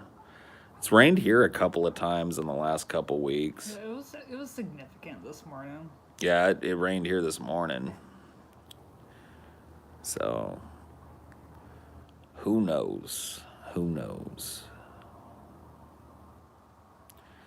It's the funniest story you got with Kaiser Scoopy. Probably the fucking, like, to me, the drop kick is, you can't beat it. Just saw you spit with Beauregard in your rap video, bro. That joint, big thump. Thanks, Blue Noble. Glad you enjoyed. Stay tuned for more. We got more in the lab. Which episodes is the drop kick? There is no. That's not an episode. That's something that I just saw. It just happened in an Airbnb in New Orleans. The brothers had got in an argument, which is, you know, you guys have seen that too. You guys know what that's like. And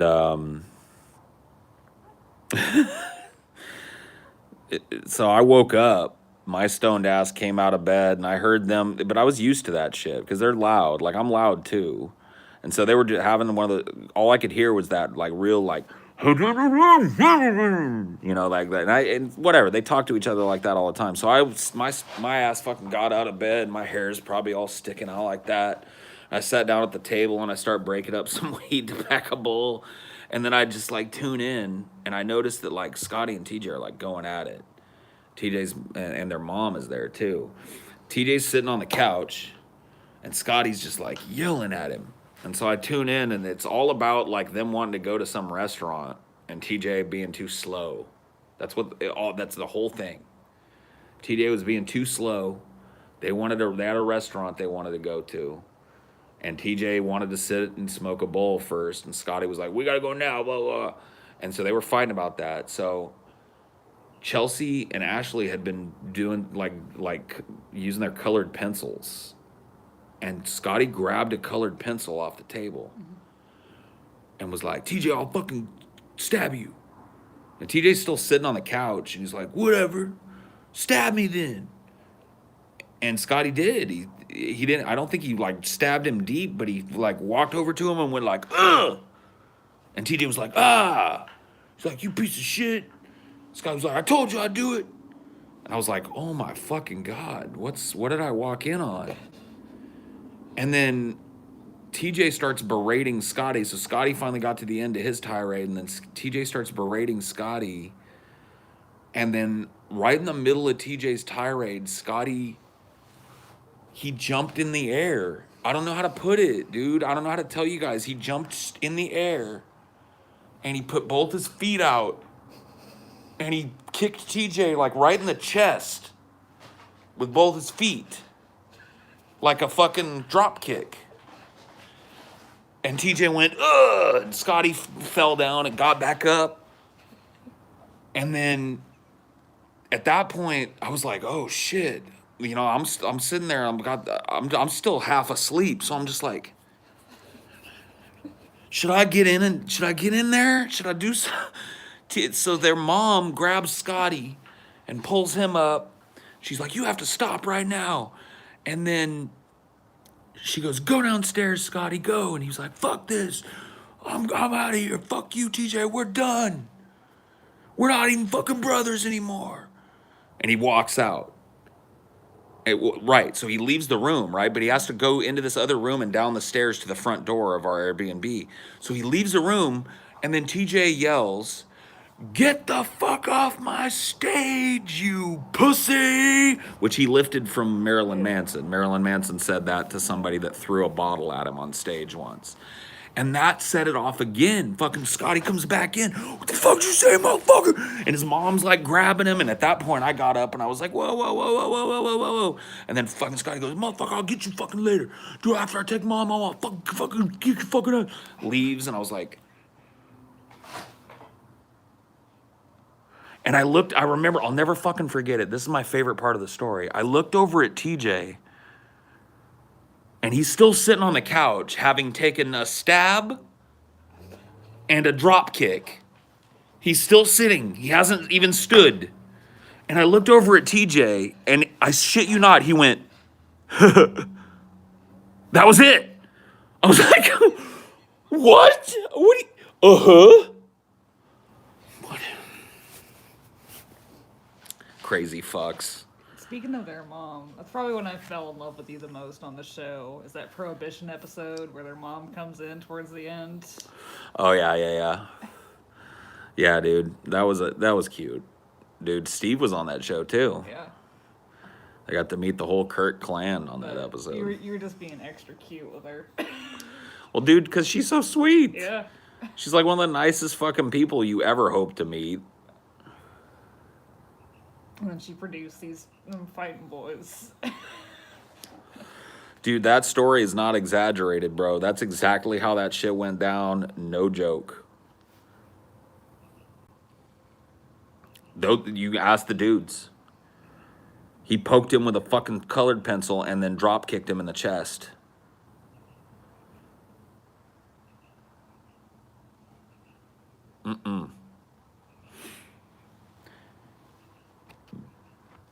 I remember one time I almost got swept up in that shit. There's another fight that went down. I don't even remember what this one was about. But it was when we were shooting at TJ's house, and I showed up at his house. And I went into the room, and like I could feel there was like into the studio, and TJ was sitting there, and Scotty was sitting in there. I could feel like there was tension. You know how when you walk into a room and you can tell that like it's a little too quiet for a second. And I was like, all right. And so I went and I sat down in my chair and shit. And then Scotty goes, "You believe this shit, Paul? Did you hear about this fucking shit?" And I was like, what? What shit? And he goes, fucking TJ planned something for the day that we booked the meetup in New Orleans. And I was like, plan something? He's like, yeah, he's going to Las Vegas or some stupid fucking bullshit. And I'm like, why'd he do that? And when I said, why'd he do that? TJ stood up and he was like, fuck both of you fucking pissants. I don't need either both of you fucking pissants or fucking pissants. Fuck you. And I was like, I got up and I left the room and I went and sat in the living room and I was like, and I couldn't hear what they were off in the studio. Scotty left at one point and came running back in. And then, like, at some point I was like, Scotty left. TJ hadn't come out. I was like, I'm not going in there. So I guess we're not shooting today. I just went home. I waited for about like 5 minutes and I was like, well, doodly doo doo doo, going home. I know you spooked me after that. What? You spooked me when you came home from that. Oh yeah. No. That this was a different time. This was before you had come down. So there was another similar. Yes. Yes. This is I've experienced this a couple times.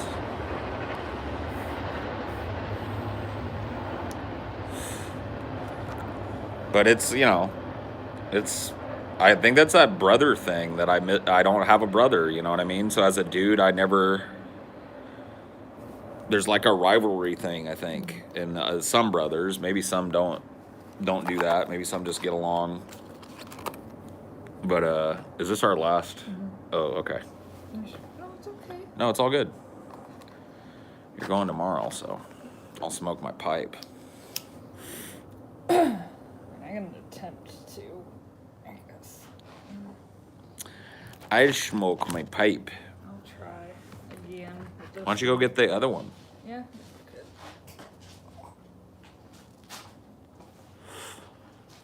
So weird how they go from killing each other to loving each other. I don't think they ever stop loving each other. I think that's kind of the point. I think the whole killing each other thing is just an expression of how much they love each other in some strange way. But once again, I don't got a brother, so I don't understand. I don't pretend to understand the things that I don't, you know? But yeah, no, they definitely love each other. That's very clear. Have each other's backs, as you would expect family and brothers to do. Take care of each other when they need it. You know, all of that is displayed in their interactions.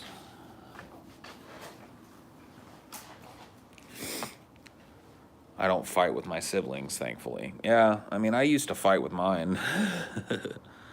Not as an adult, I don't really fight with my siblings. I'm thankful for that.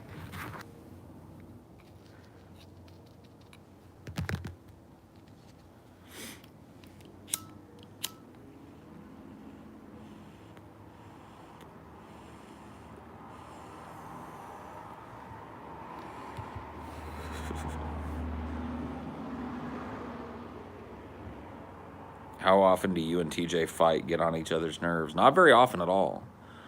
I'd say how many years have TJ and I been collaborating? You guys will have to help me figure it out. So, give me a fucking ballpark figure on the number of years TJ and I have been working together. Is it 4? Is it 5? Is it 6? I'm talking about like working together on a regular basis, not like going all the way back to the beginning.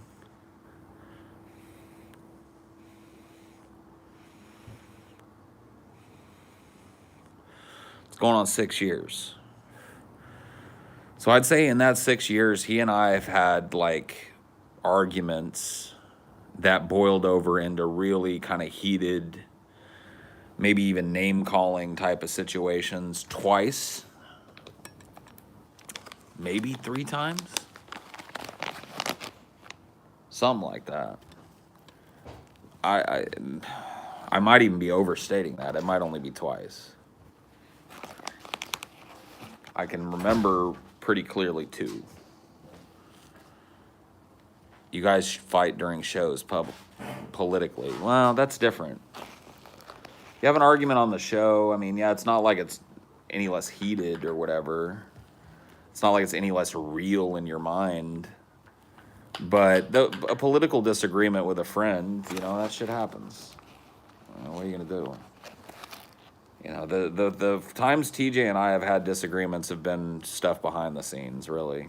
Business shit or this, that, or the other. Shit comes up, You guys see, probably a fifth of the time that I spend with these dudes. Sorry. Oh, no. Made a mess. No, it's all good. Do what you gotta do, man. Load that bad boy up. I want to see how that one smokes, too. Mm-hmm. Looks pretty cool. Yeah, you want to start it for me once I get it good? Sure. You gotta pack it, just pack it good and full. Yeah, that's why I grabbed so much, just so I didn't pussy out of it. Stuff it on in there.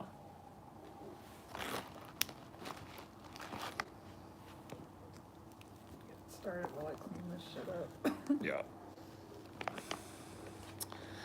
I shall do that.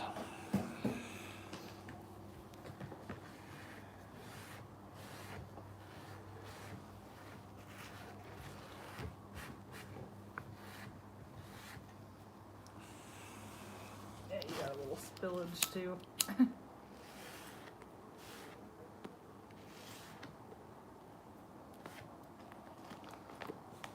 A little bit. Little bit of spillage.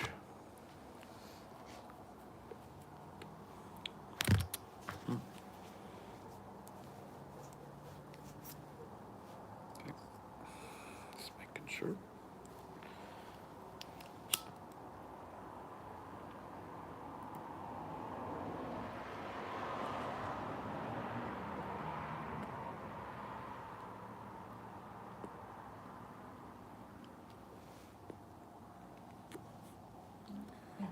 Mm-hmm.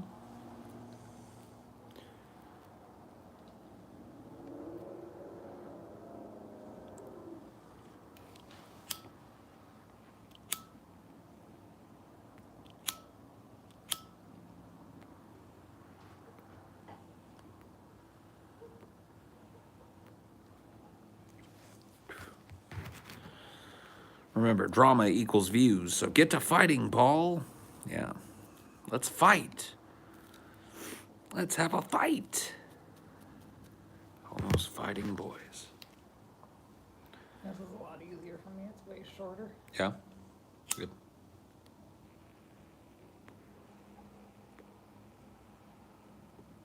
It's almost like with these, maybe you're supposed to get better handles or something. These are just trial handles or some shit. Maybe. I don't know. This is the one that I think smokes the smoothest for me. Yeah, that's from a different one, right? Yep, it's not a corn cob. Yeah.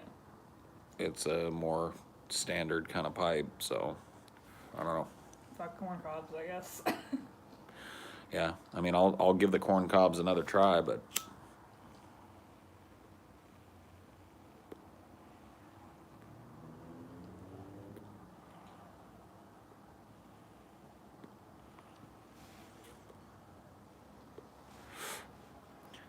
all right.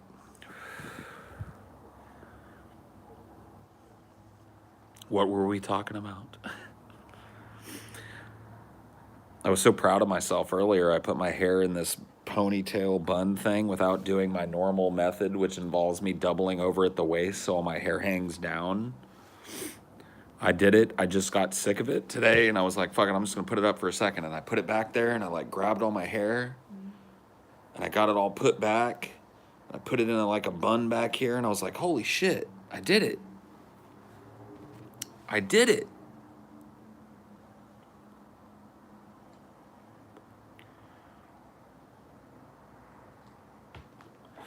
Well, solidarity, my friend.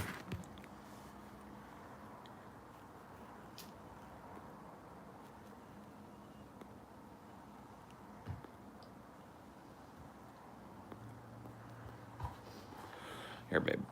No, I If it goes out like that, you've got to chimney it again. Okay. So tamp it down. And we might have packed this a little light, so let's put a little more in. I'll get it going for you here. It's a process. Sometimes you gotta fucking stuff them a couple of times. You gotta light them a little bit. Sometimes it'll go out. You gotta spark it, but you just gotta like. I know you've burned yourself a couple of times. If you try and hold it sideways like this, the flame will go up away from your thumb.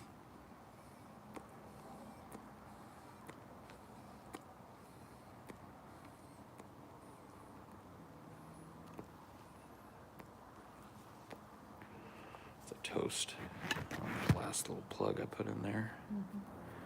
Tamp it down one more time.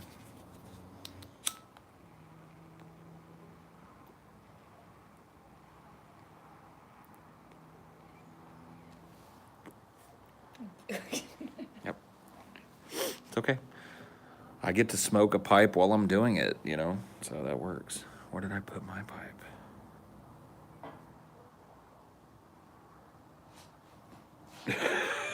Am I crazy, dude?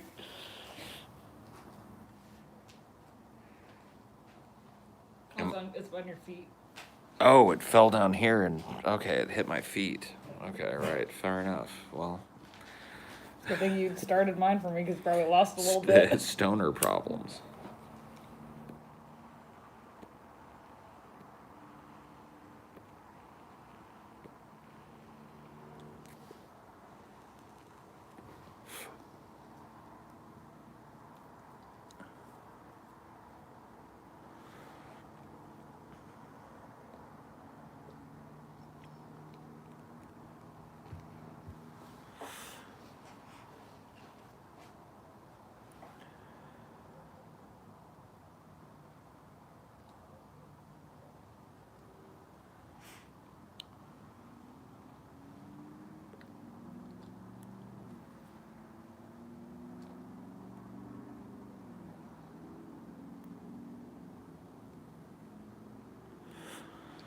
Dude, you'll never get a mod if you ask for it. I'll tell you what. That's rule number one of getting modded is nobody has ever been modded while asking me to be modded.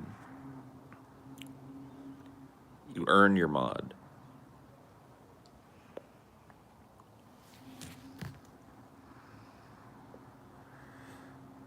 Paul, I have an apology to make. Like 8 years ago, I appeared on your stream and told a candid story involving an orange. I appeared on another one and crashed the stream. I'm sorry, forgive me. Okay. I don't remember that happening, but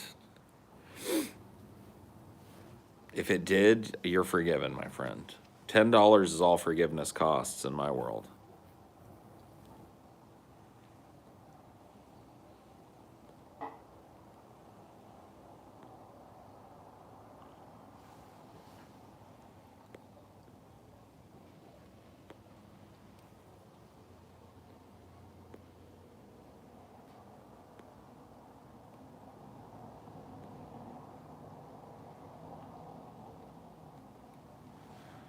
Have you ever not forgiven someone?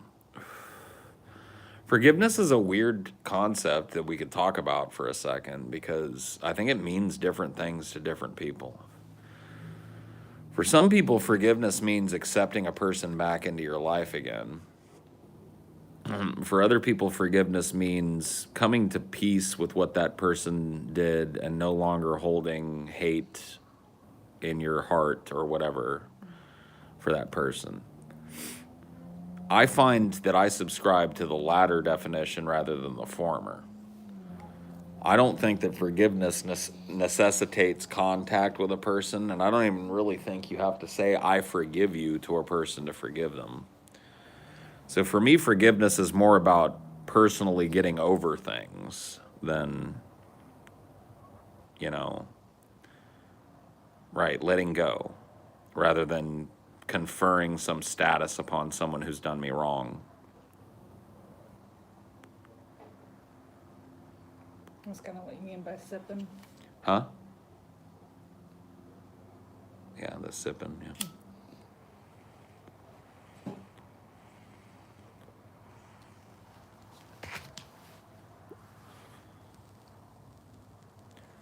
cutting a person out of your life, so to speak.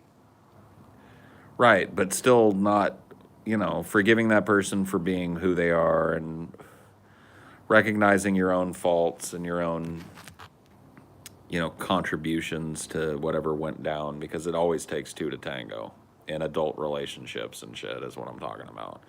Now, it gets more complicated when you're talking about forgiving a parent or.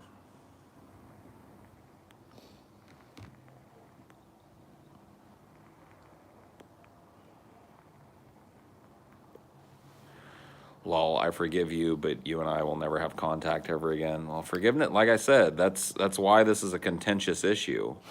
I don't think you're wrong for having a different definition of forgiveness for me. Maybe forgiveness for you means like, yes, I forgive you, and that means that we'll see each other again, or we'll be in each other's lives again, and that's fine. You conduct your life however you feel like you want to conduct your life,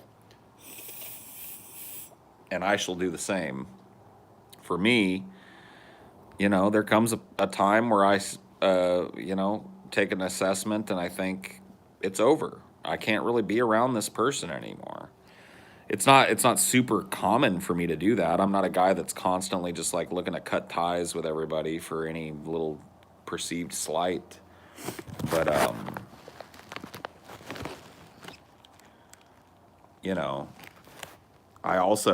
I know when to call it now.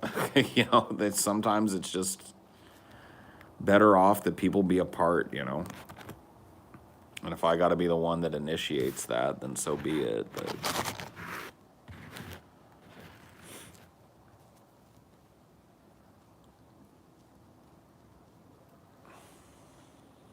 Sugandese? What's Sugandese?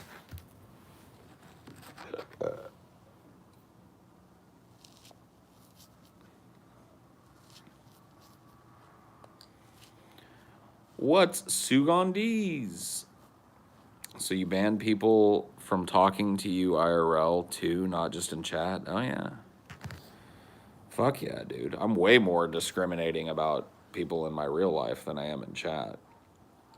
I let a lot of you motherfuckers slide in chat, to be frank. To be quite frank with you, I let a lot of you motherfuckers slide in chat. I think just as an adult, you learn that, like, you can just cut people off completely and it's fine. You can, yeah. You really truly can.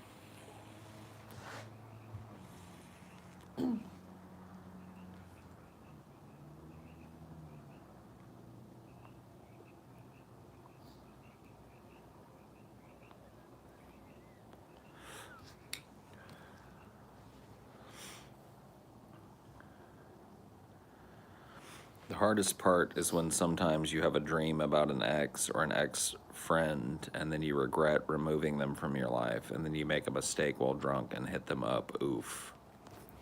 Yeah, I mean, I guess. Drunk dialing is always a bad idea no matter what.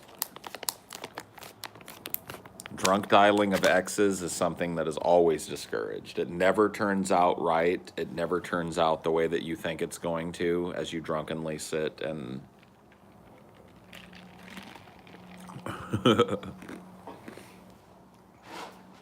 It never does. You just don't do it, trust me.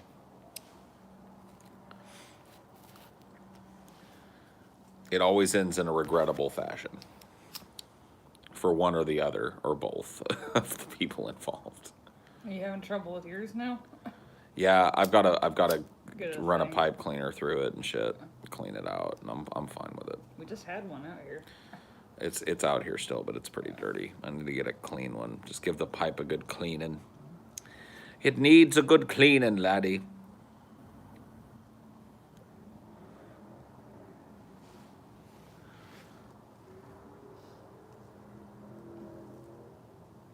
Usually getting ghosted, lol, from drunk dialing. Yeah, well that'll happen, yeah. I do that. That is something about my personality that kind of sucks, I think. And it's cost me friends. Is that like I have this tendency to ghost people, not for any reason that's their fault, just because I get in these modes where it's like I really don't want to talk. And so I don't. And then a lot of people don't understand that. You know, I missed a super chat. Oh noes. Let me see. Where did I miss this said? Oh, there it is.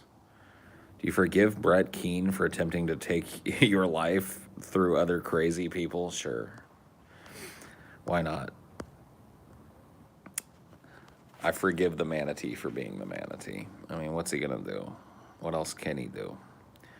Another feeling. People think I hate them because I don't text them. Yeah, I'm not good at that shit. I'm not good at keeping in touch with people over a distance.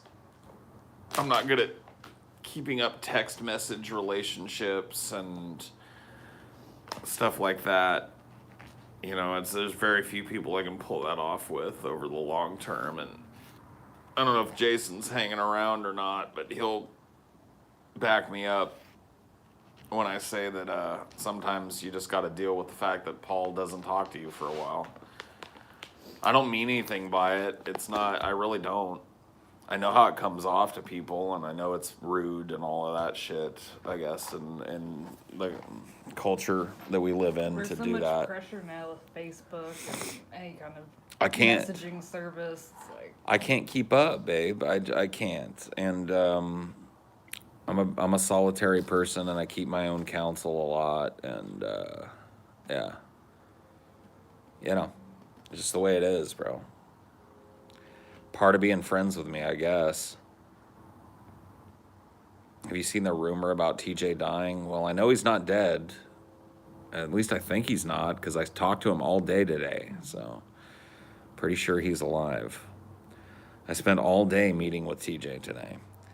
But yes, rip TJ. I have friends like that. I realize that they just don't feel like talking at that moment. Yeah, I mean, that's really what it is. And a lot of time, and it sucks, you know, it really is a mean thing to be like, hey, I'm your friend. And then, like, I leave you on red now for a month. I understand now, at least. At first, I didn't. Because at first, for me, like, communication was, you know, I don't know, text messages always felt like some little side thing. that's not your primary communication. And now I see that, like, a lot of people don't see it that way. Like, a lot of people see it as, you know, hey, this is me trying to keep in touch with you, bro. And so I've tried to be better, but I've also tried to limit the amount of people who put that level of expectation on me, too. Like, because, you know, I have not very many friends, and that's by design. I don't have time in my life for a ton more friends than I've got, so I keep the ones that I got at arm's length, and I've got some old friends that'll always be my friends, even if I don't talk to them for years on end, but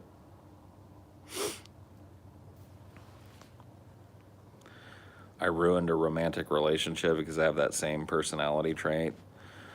Doesn't really happen to me in romantic relationships. But you don't long distance. But I don't do the long distance shit. Yeah. I literally will, like, I won't even start with somebody if it's going to be some long distance thing. Because I just know it won't work for me. I can't do it.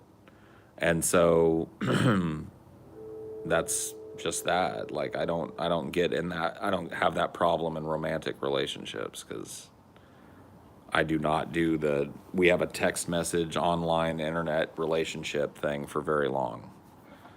You know, Chop chop. I met you that way, and as soon as we knew that we were into each other, it was like, all right, It was like within a week after. right. A week after we knew that, you know, we were into each other and shit, it was like, let's fucking start making plans for you to come down here and let's try this out, because otherwise, we may as well just fucking part ways now. Horseshoe on head and armored skeptic. They got kept away with the COVID. I mean, nobody knows what went down between those folks, but yeah, I mean, That distance, overall aspect doesn't help a lot of people. distance creates distance. My mom says that. It sounds like a pretty simplistic thing, but it's true. I mean, distance between people creates distance between people.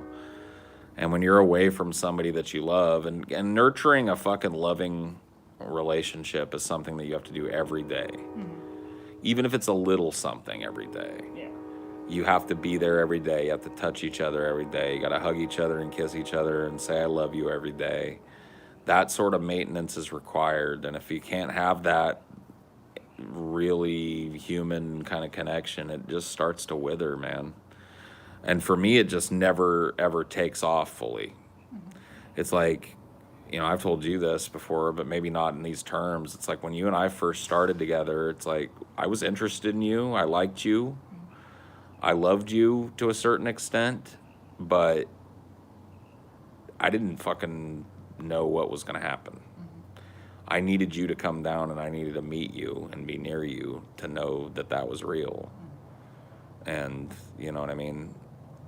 If you had been somebody that was like, oh, I'm just going to dither and there's this and that. I'll be there sometime next year. Right. Like, I just wasn't going to do it. I wasn't even going to start it because I wasn't going to put myself through that fucking torture of having somebody that I cared about be that far away from me and blah, blah, blah. I just can't.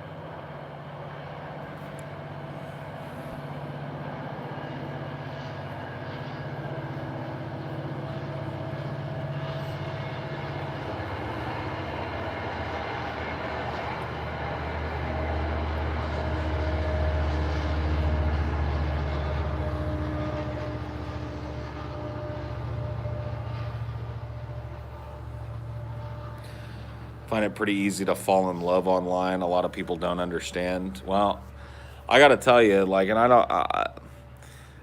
don't mean to step into your life or whatever, but love online is not, it's different. I believe it's possible for people to fall in love online, but I don't believe that it's the same kind of love that you experience when you're living together and dealing with each other face to face every day as a couple. And so what develops online, I think, is a kind of facsimile of love. Like Where stuff that we talked about that we just ended up like meh. Yeah. No, I mean, it's true. It's like online and being together, it's two different things. And it's like you have to experience those things and see if you fit. If you don't, you don't. Your inhibitions are way lower when you're. Yeah, online inhibitions are, you know, lowered by distance, and, you know, there's this kind of blending of fantasy and reality, and that has to go away for people to really look into each other's eyes and be around each other and say, hey, I can live with this person long term or short term or whatever the arrangement is, or I can't. And it's tough, man. It's not easy. It's love light. Yeah. I mean, it just can't be. You can feel this real depth of passion with somebody you've never met. But ultimately, if that doesn't translate to the two of you actually meeting at some point, then it just becomes a fantasy. I've known people that are in relationships for years, or, you know, months and months and months with somebody that they've never been face to face with. And I'm just like, At that point, it becomes like just more and more fantasy because you're not going on dates. You're just talking about everything woulda, coulda, shoulda. it's not even about going on dates. It's like dealing with each other as people, the basic elemental shit. It's like, if you're not doing that, if all you're doing is talking to each other and getting riled up and having phone sex and sending cheesecake pictures to each other and shit, You know, it's like, all right, well, you know, that's a facsimile of a human relationship, but it ain't a real one. Because what about when you fart? You don't send that to her. What about when you don't put the toilet seat down? You don't send pictures of that to your girl when you're fucking talking to her for the first time or ever, really. You know, what about when you just throw your socks in the middle of the room and you can never get over doing it? What about when you've got a hamper and for some reason you throw the clothes next to the hamper?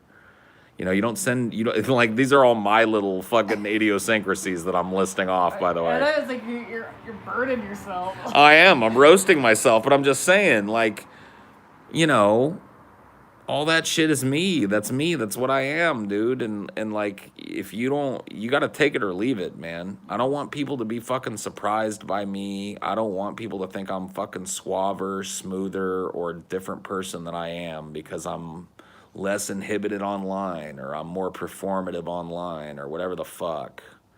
Or maybe you just have a horn growing out of your back. You gotta be upfront with that shit. Hey, You talk to someone for 5 years, never know they have a horn in their back. I mean, look, dude, if you got a horn or a hunchback, throw some glitter on that shit and go dancing, honey. I can't just text people all the time that aren't in my immediate day to day. Do you think it's because you get too wrapped up in your day to day? No. I think it's because it just like I don't really enjoy the facsimile of communication that texting is. I don't like the distance of it. I don't like the quickness of it. I don't like the throwaway nature of it. And I don't like the ball and chain that comes with it. This kind of like expectation of like, I texted you. You must text me back an X amount of, I just, ugh. It's really against my nature to be forced into that kind of a fucking position. I have a few close friends, but I feel like I'm always the one to make plans, and I know my close friends care, but it feels draining at times. But otherwise, nothing happens because they're busy. Advice? I mean, dude, I don't know, dude. Maybe catch the net. Like if everyone's always busy when you're trying to get things together, and you're the only one that puts any effort into the group of friends, maybe nobody's interested anymore but you. And maybe people are benefiting from you being the last one to be interested in keeping the group of friends together and shit. Maybe you should just stop doing it and see what the fuck happens. Because I gotta be honest with you, man, friends are great. I love friends, dude. Like I said, I've got some friends I've had forever. You know, some people I've known since I was a baby that'll always be my friends. But that doesn't mean that I gotta be in their life and have them in my life every fucking second of every day. Doesn't mean we even have to talk all that often. There are different levels of friendship and different types of friendship and shit. And, you know, I don't know. I curate mine very carefully. I keep my circle small for a reason. Because, to be quite frank with you, dude, I don't trust anybody. Like, when it comes right down to it, there's like, you know, 2 people on this fucking planet that I trust. And that's all there is to it. Eyes open, I see you, I'm watching you. I think the witch tit's getting to me too much. Oh, sorry, baby. I'll meet you in there. All right, I love you. Love you too. Ugh.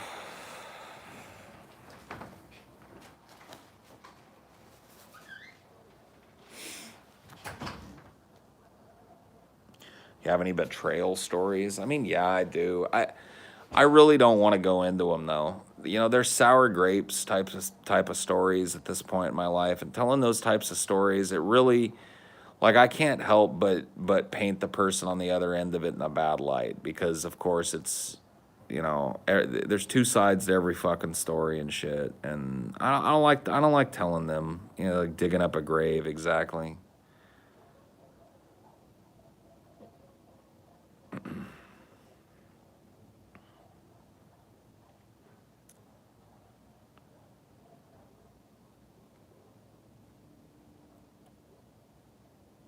Yeah, I don't know why more of you don't like hook up and chat and shit. Like, why don't I see more dating attempts going on in Highdeology chat? I mean, these are like-minded folks out here. You're a very niche group of individuals. And I know you're all, you know, poly, kinky, gay, bi. You know, there's a few. You know, even if you're a straight dude, there's a bunch of chicks that watch this show. A bunch of chicks in the chat. What are you doing? If you're not spitting game, what are you doing?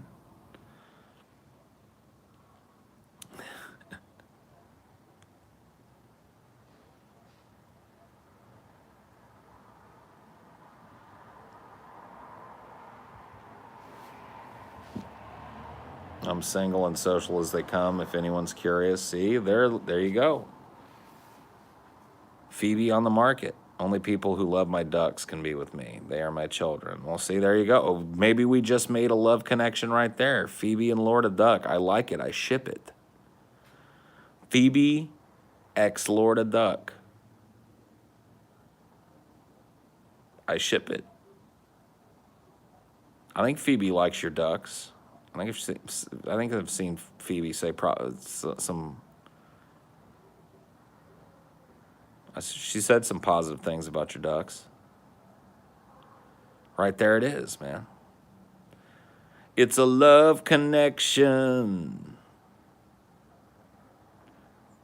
See, he's liking your statuses on Twitter and you do love the ducks. See, look at this. He's been liking your statuses on Twitter. Oh, shit. Woo! Matchmaker, matchmaker, make me a match. Find me a find. Catch me a catch.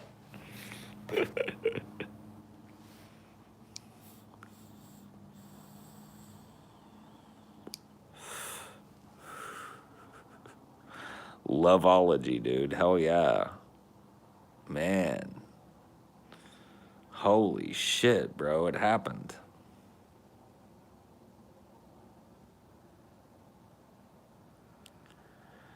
Paul, what's your favorite Christmas movie? A Christmas Story.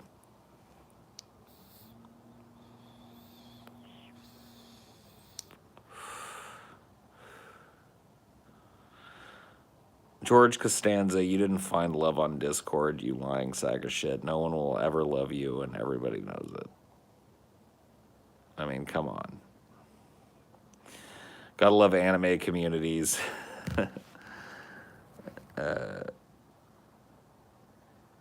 You gotta love anime communities where if two anime characters talk together, they're officially shipped. Oh, yeah.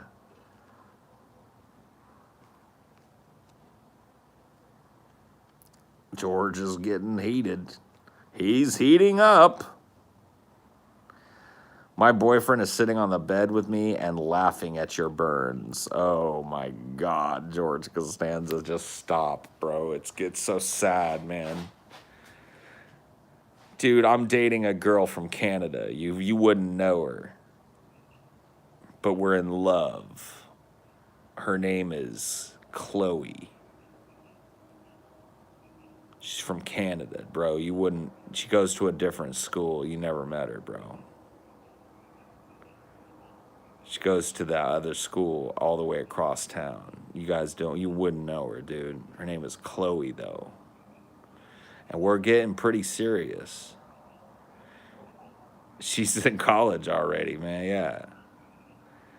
Her name is Maple McPoutine. Yeah, dude, how did you know?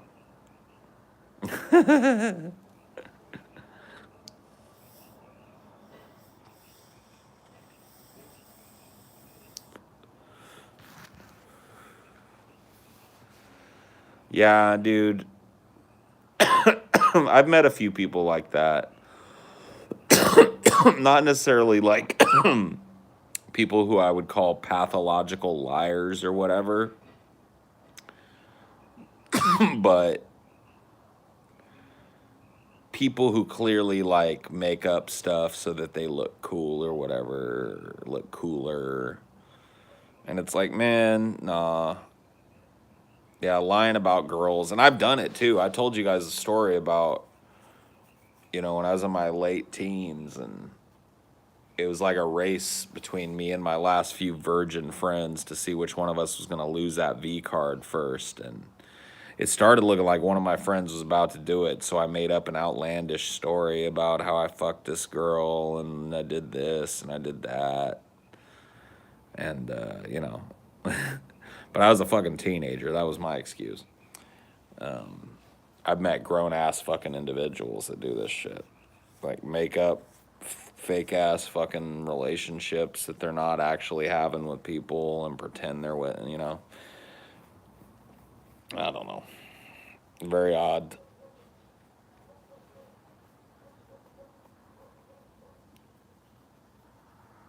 Was he a weird and dorky guy you had to beat? He was kind of like weird and dorky, and then he kind of like was a late bloomer. So he got hot, I guess. According to the ladies, anyway. Like, kind of late in high school. He spent like freshman, sophomore, and most of junior year really dorky, and then all of a sudden he got hot. You know what I mean? And he had a girlfriend, and he was talking about how it was about to go down, and I was like, well, I better come up with a story about how I got laid. I can't let him beat me to the fucking punch.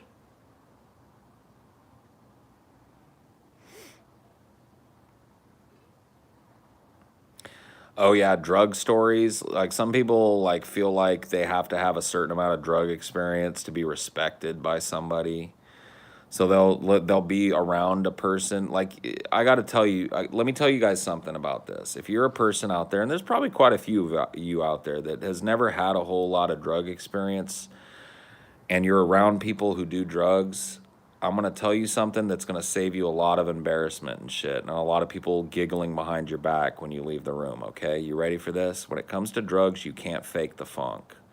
You've either done them or you haven't. And if you try and tell a story about doing drugs to people that do drugs that you think sounds like a story about you doing drugs, we're going to know immediately that you didn't do any goddamn fucking drugs, okay? Trust me. I'm just telling you, as somebody who's done drugs, if you've never done a lot of drugs, it's cool for you to go like, yeah, I just don't mess with that stuff, man. Like most of us are just going to be like, oh, cool. And if you find one of us is like, oh, bro, you're fucking lame, then fuck that person. They're an asshole. But I'm just telling you, as a dude that's done a lot of drugs, you can't fake the funk. If you tell me a fucking story about drugs that didn't happen, I'm going to know before you're even through fucking probably like 10 or 15 syllables of that story that you're lying. Like, I know an actual drug story from a made-up drug story. It's like, I don't know. It's like as plain as the nose on my face, bro. Yeah, everyone claims to know a guy who did acid and is now in an asylum because he thinks he's an orange. Some people use more or less details to make it sound more real. Oh, yeah, dude. There's all kinds of... People feel like they got to have all this experience. They feel like they got to have all this experience, and really they don't. You know what I mean? Like, it's okay if you're not into pot. It's okay if you smoked at one time and it made you sick and you don't really like it. You don't got to fake the funk. I'll test you. I'll tell you 2 drug stories. One is fake. All right, next time we're talking, I'll pick the fake one immediately. People do a lot of drugs, know exactly what it sounds like and what it looks like, and it's not something you can fake easily. Not only that, but like they know what a story about that drug entails, and they can tell when something is fanciful, and they can tell when somebody isn't describing being high in the correct way. There's a lot of things that go into it. When you're talking to people that have done drugs, you can't really fake the funk, so just don't do it. It's much easier to just go like, yeah, I've never really done many drugs. It's not my thing.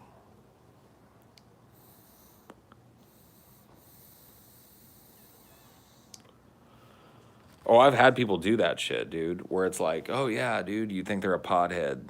You know, you're like, oh, yeah, dude, I've been smoking since I was like, whatever, 12, 13. Oh, yeah, me too, bro. I smoke all the time. It's like, all right, well, let me spark up this bowl real quick. You take a hit and you pass it to them, and they're like, how do I, Where's the thing on this? Is there a thing I'm supposed to?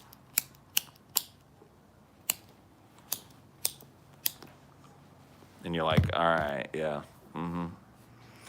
Tell me more. Tell me more about all that weed you've been smoking. Or coughing into the bong, yeah, and blowing the fucking bong out. Being like, dude, you've ripped a bong before, right? Oh yeah, bro, yeah, bro. I rip a bong all the time, bro. It's cool, it's cool, it's cool. And then they take one fucking little half hit and you're like, oh. Why didn't you just tell me you've never hit a bong? Because I could have helped you out, bro. And then you wouldn't look like a dumbass that just told everybody that you know how to hit a bong and you just blew bong water all over my fucking coffee table. You know what I mean? You would have been so much cooler of a dude if you'd have been like, bro, I really want to hit this bong, but I've never done it before. Can you like, I'd been like, dude, you're talking to the right guy. And we would be friends now, and now you're just an asshole. Now you're just a dude at a party that I know is going to lie to me about everything because you're pretty uninteresting, you know? Like, oh yeah, dude, I love to show people how to rip a bong for the first time. Long as they're like consenting adults and shit and they know, you know, what they're getting into and shit, I'll show you whatever. You know, I'll show you to smoke, I'll show you to roll a joint or whatever it is you want to know. Dude, I love hitting a bong. I need to get myself a little like reasonable sized, you know, maybe 2-foot bong or some shit. 1.5 footer, 2-footer, you know. I don't want to get. I had a big old shotgun of a fucking bong that I left with TJ, which is now his bong. And I don't think I need that much bong anymore, you know. I've never taken a bong rip and passed out, no. But I've seen it happen to people.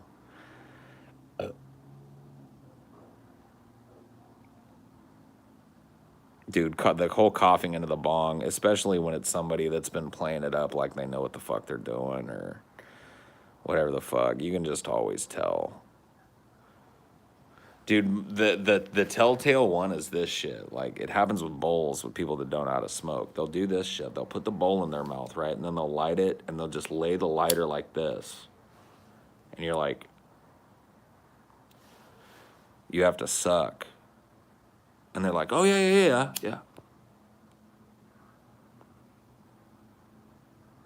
You know, you're like, what are you doing? Just give me that. You're just toasting the weed. You're just toasting the weed. Come here. Let me show you this shit. Oh, yeah, dude. Everybody's seen that shit. And every little drug subculture has that in it. You know what I mean? Like, any interesting psychedelic experience? Too many to fucking encapsulate in a little stream for you, unfortunately. I am an explorer, a psychonaut, explorer of my own subconscious.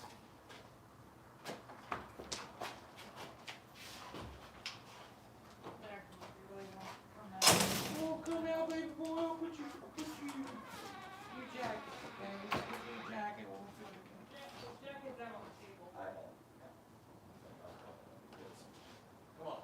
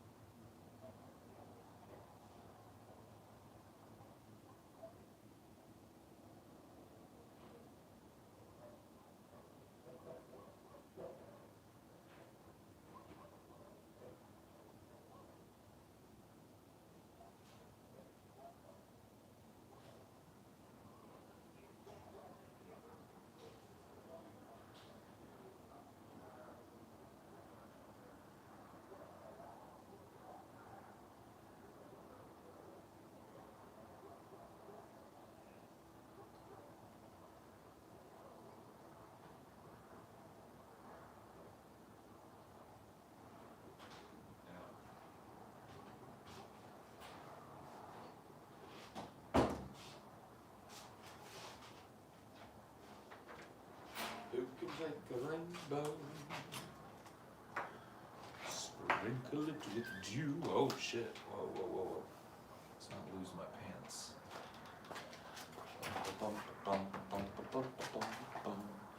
The Candyman can.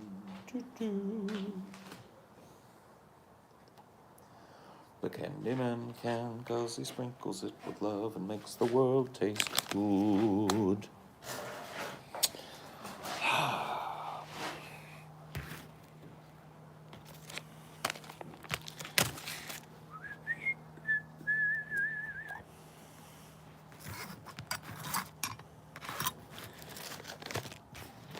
The thought of having a psychedelic experience and not being able to come back to reality is really scary. Not for me. I could live in that state, man. I love that altered state of consciousness.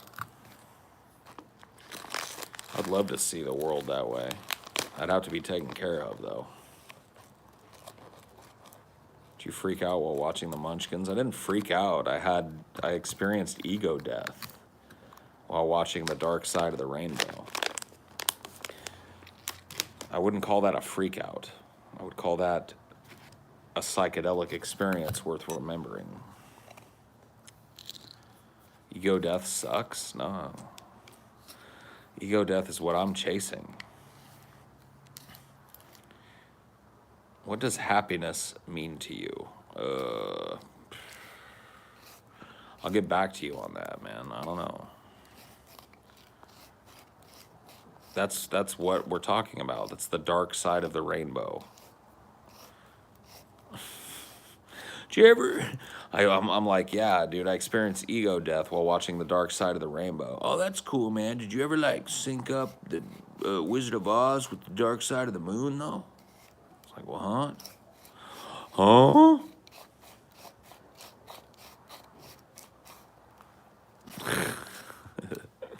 It's like, are you behind? Are you behind the stream? What happened, bruh?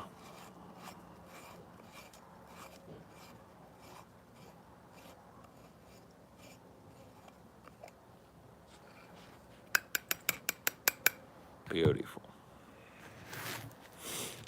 Now, we're ready to smoke a different kind of tobacco. A greener type of tobacco. A perfectly legal type of tobacco, indeed. And I can say that unironically for the first time in a long time.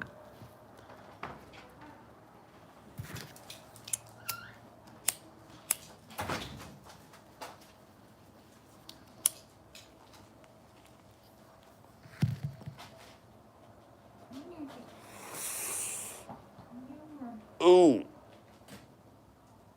You okay? Ooh. What's the matter? Nothing's wrong. Just doing. Ooh. Oh. Woo-wee. Oh. Okay, all right. Okay, I see you. What are you again? Does it say on you what you are? Whatever you are.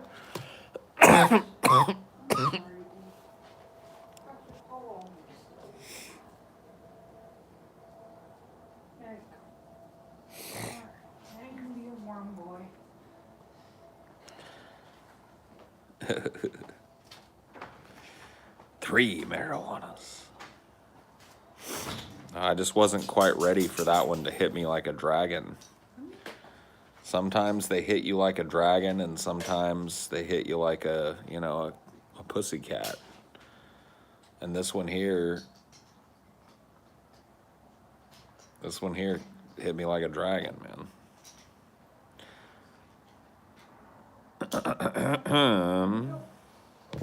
No, I've got a glass of ice water right here. There's never not one nearby me.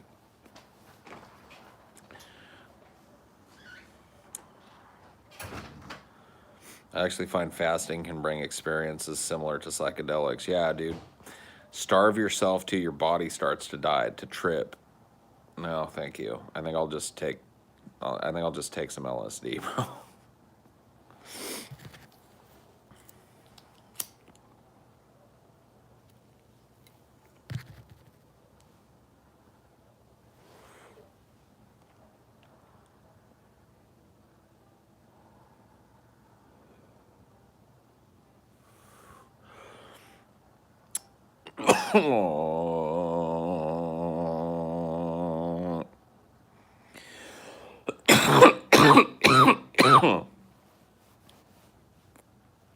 Holy shit. Okay. Ooh. I had to back up off of it, set my cup down. Tangeray and Chronic. Yeah, I'm fucked up now. Smoked that Hindu, dude.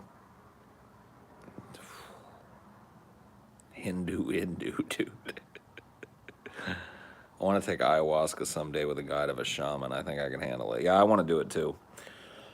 I want to have the ayahuasca experience, like a guided ayahuasca experience for sure. That's the form of DMT that I'm willing to try. Suggestions for a grass smoker looking to dip a toe into shroom, LSD, DMT experience. Start small, of course. Thanks for putting yourself out here. Yeah, thanks for the $5. I'm not gonna, dude. I can't like give you illegal drug advice and shit on the internet. You know what I mean? Like, it's unfortunate but true. Like, not only that, but like I don't know you, so it's like, you know, I don't like giving advice to people about drugs and shit, especially psychedelics, when I don't know that person. So the general advice would be, if you're gonna try psychedelics for the first time and you decided you want to do that, that you be safe, that you make sure that you're not alone, number one, and that number two, that the person that you're with has some experience with psychedelia and is willing to babysit you on a trip to make sure that you're okay, or has tripped enough to know that they can babysit you while tripping with you. You need to be someplace familiar. Don't go out to some fucking like rave or fucking, you know what I mean? Like Burning Man or fucking concert or some shit and have your first trip out there. You like be safe, be in a place that's familiar to you, like your house or a friend's house or whatever the fuck. Someplace where you're safe. And that's, you know, that's the best advice I can give you. You know, don't overwork yourself. Don't work yourself up about it.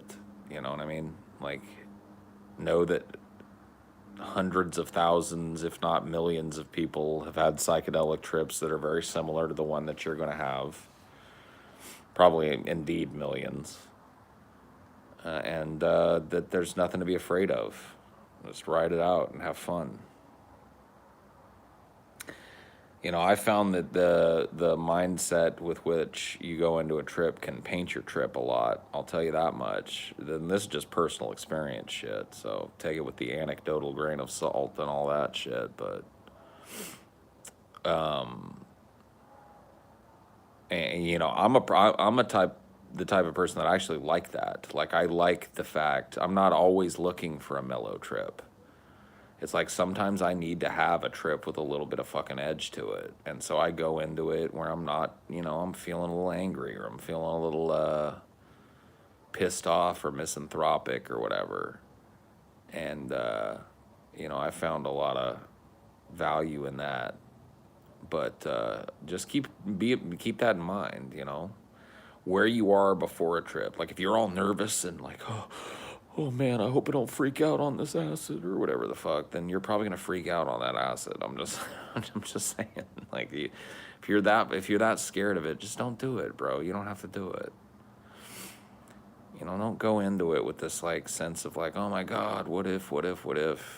Just be prepared to go on the ride. Dinor.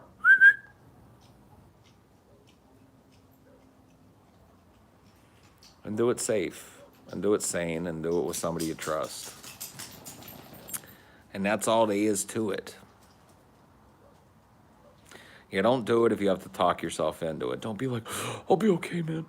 I'll write it out, you know, whatever. It's gonna be fine. If you're having that fucking anxiety, you're just asking yourself to have a bad experience, and just don't do it.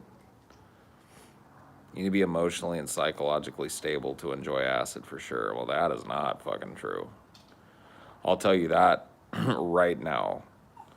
I am neither emotionally nor psychologically very stable, and I've done acid before and enjoyed it many motherfucking times. And I've watched people who probably considered themselves to be emotionally and psychologically stable have really bad trips.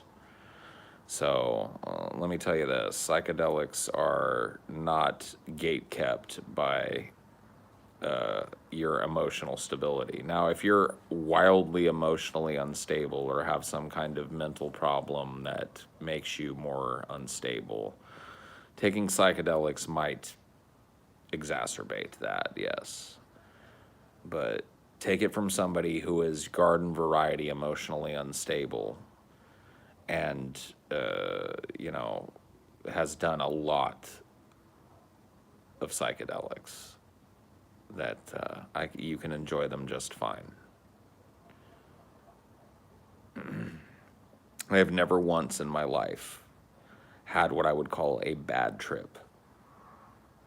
That's not saying that you won't. That's not trying to convince you to just go do it willy-nilly. I'm just telling you. I have never once in my life, over all of the psychedelic experiences that I've had, that are numerous, had a bad trip. I always feel healed on some level after a good trip, sometimes drained, but shrooms especially lead to an afterglow effect for a few days. Oh yeah, that's true. I've done some experimentation with mushrooms, microdosing, you know, taking higher doses, etc. But I think probably the most interesting experiment that I ever did is one of the more mundane ones to describe to people, but was one of the more meaningful and interesting ones for me personally. Was I tripped acid 3 days in a row. Now, I don't advise this. You know, you really ought to take a good long break between trips. But I dropped 3 days in a row. Like, when I say that, I mean ride a trip out, you go to sleep, you wake up, you drop again. And you ride a trip out and you go to sleep, and then you wake up and you drop again. I did that 3 times in a row, 3 sessions in a row. And it was pretty dope. I'm going to tell you, man. Existing on, you know, in that altered state of consciousness for that many days in a row was a very interesting experience. It really boiled down to a very simple trip for me, but a very meaningful one to me. I looked at a lot of beautiful things. I listened to music, in particular, one song over and over and over and over and over again.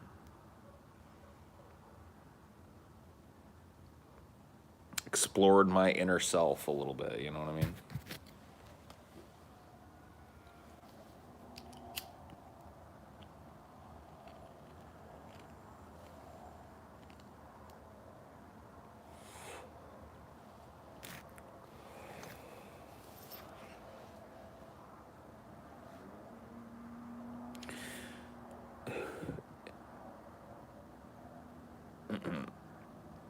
So the you get goosebumps from Tame Impala's music because of that. So dude, the song that I listened to for I didn't listen to the song for 3 days straight, but I played it a lot over the course of the 3 days, was Go Flex by Post Malone. And I have this weird thing with that song where I can hear it in my head right now. I can't do this with any other song. I can kind of hear an approximation of a song in my head sometimes. I can get it. But I can hear every little octave of Go Flex in my head. I can hear his voice saying it. And when I hear it, it can trigger. I'm telling you, man, just doing that, just thinking about, just thinking about that song and tuning into it like that in my head for a second. I'm not having a full flashback, but totally front edge flashback. Nice. Acid so nice, you drop it twice. And thrice. And quadrice.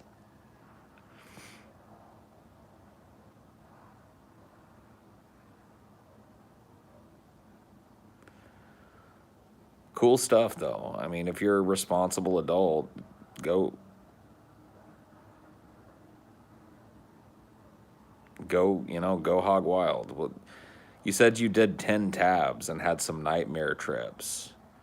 It's like, you know how I avoided it? I've never done 10 tabs. Like, I don't trip to the point where I can't, where I lose complete fucking control and grip on reality. And the few times that I have been right on the edge of that. I don't drop 10 tabs of fucking acid. If you drop 10 tabs of acid, you're gonna have a nightmare trip or two.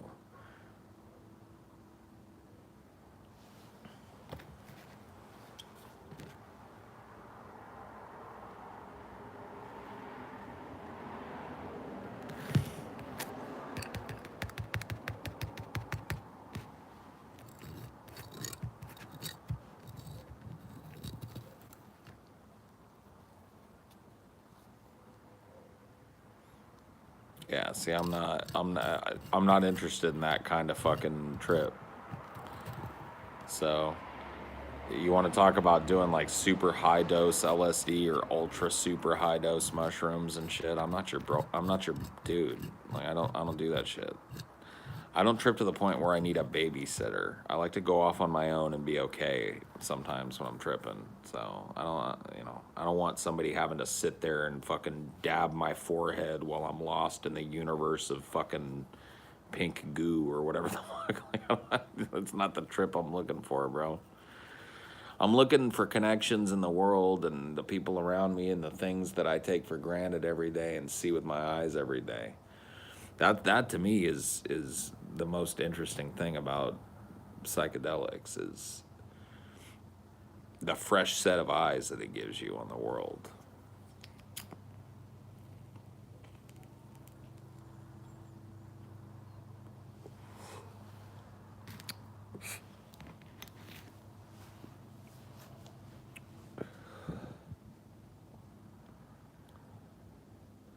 It's like having a therapy session with yourself. It can be like that, yeah. Or another person. Anybody who's ever dropped acid with another person, especially somebody you're with, you can have very, very honest conversations. Very, like, the veil of bullshit kind of drops away between two people with a head full of acid. Any advice on dealing with loneliness? How do you fight loneliness?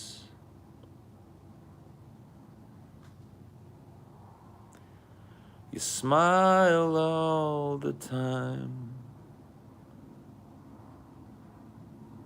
and that's how you fight it. That's Jeff Tweedy from Wilco. I don't really know, bro.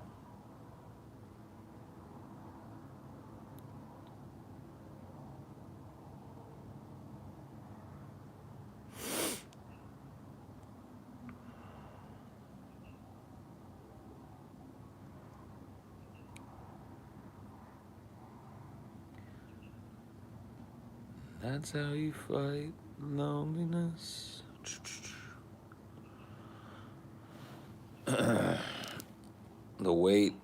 You weight the loneliness and pack it into 2-ounce bags and deal it in poor neighborhoods. Jawan, quit being too real with this dude, man. He's not ready for that realness right now. How you fight a sense of meaninglessness and depression with the events that happen in the United States? Divorce yourself from it. Quit playing cheerleader for a fucking football team and divorce yourself from the stupid political shit and reconnect yourself with what it means to be a fucking human being and live in your community and shit. Like, that's my fucking advice, honestly. If you're fucking really like, oh, politics, man. Get out. Get out. Eject. Escape from the prison planet. Paul, any advice on having nonstop panic attacks and existential dread, but your doctor won't give you any benzos? I mean, I'd go find another doctor. I don't know what to tell you, dude. Focus on your personal life, sure. Focus on your inner life. Focus on your outer life. Change of scenery. Move to a different place.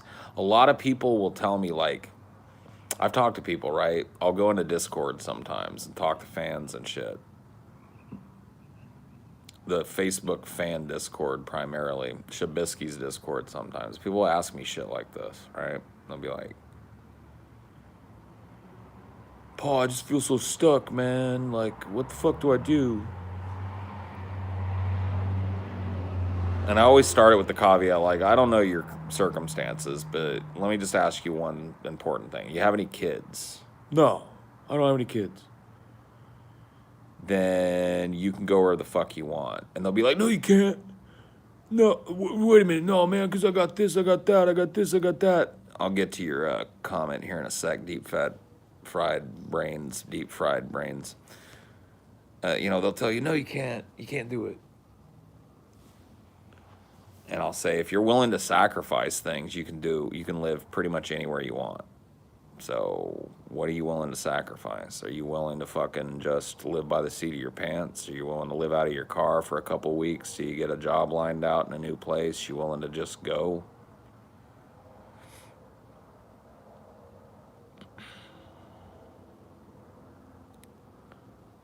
Well, a lot of people's answer to that question is no.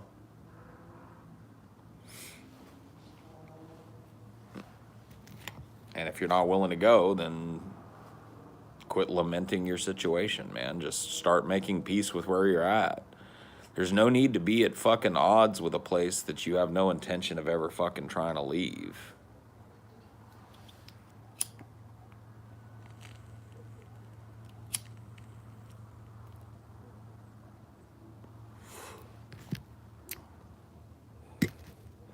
Easier said than done. You're absolutely fucking right, but it's doable.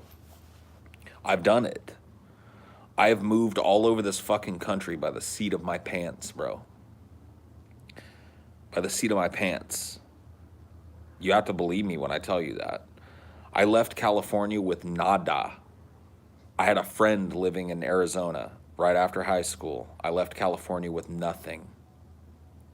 A bag of fucking underwear and shirts and a pair of shoes. And I couch surfed. And I fucking got a job and got an apartment together with that friend. Slept in the same bedroom with him because we had to fucking share that apartment with another person in order to make the note on it. So we had to fucking 2 twin beds in there and we just fucking chilled in there.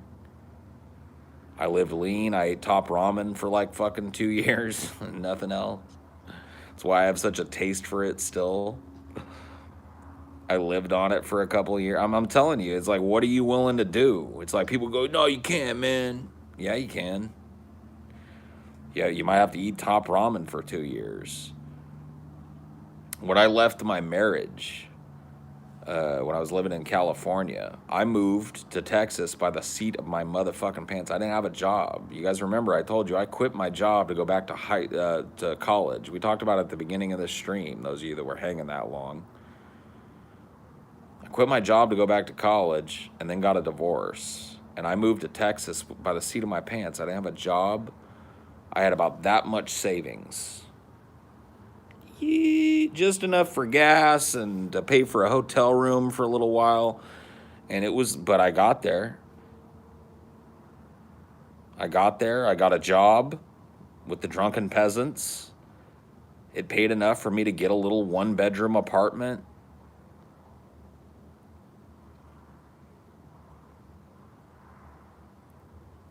When the adpocalypse happened and the whole DP shit unraveled, guess what happens to a contractor when that contractor decides that he's going to go with this group of people when a show splits up and not this group of people?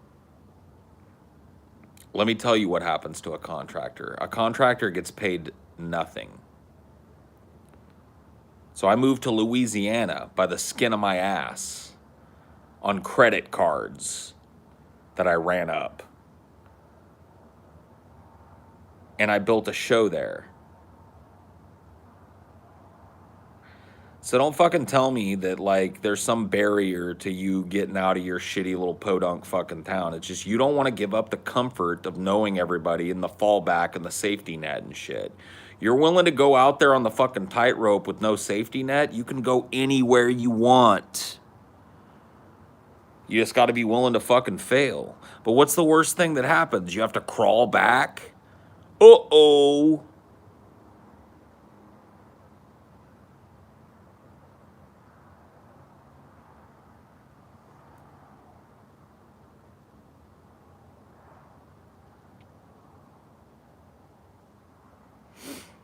You have unique talents that pay disproportionate dividends. I didn't start working in this industry until 5 years ago, and 2 of the stories out of the 3 that I talked about, where I moved by the seat of my pants, happened before I ever worked in that industry.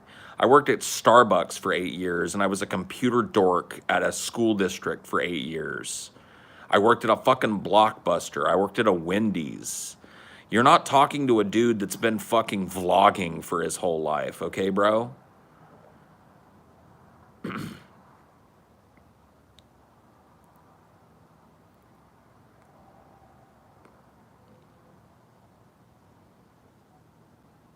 So that my whatever talent with that pays disproportionate dividends didn't start paying dividends until later in my motherfucking life.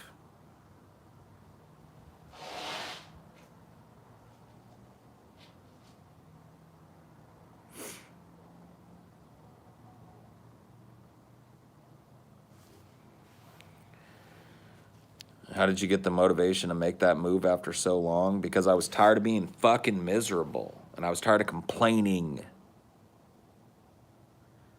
I hate where I am. I'm fucking sucks and my marriage isn't working out. I'm tired of fucking blah, blah, blah. It got me the fuck out of there. I went.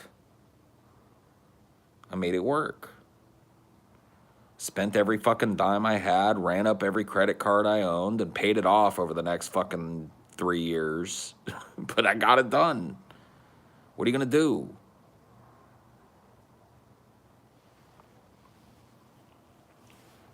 You beg, you borrow, you steal. You do what you gotta fucking do to get by, man. So I don't want to hear it from people. Now, some people are like, oh, I got a disability. I got to be near my... I'm not talking to you. Please don't take this as like anybody can do anything. But if you're just a person that's like, man, I fucking work a shit job and was born in this shitty little town and this shitty big town. I fucking hate it, bro. I don't want to live here no more. Like, if you're a fucking able-bodied individual that works a job and maintains a fucking life in a shit town, you can afford to live in a shit town in a different state. So what are you fucking bitching about? Get out there and see some of the goddamn motherfucking world and just quit dealing. Just quit being so fucking... Just quit doing it. Well, you could end up homeless. You could. Dude, every fucking journey worth taking risks the dark.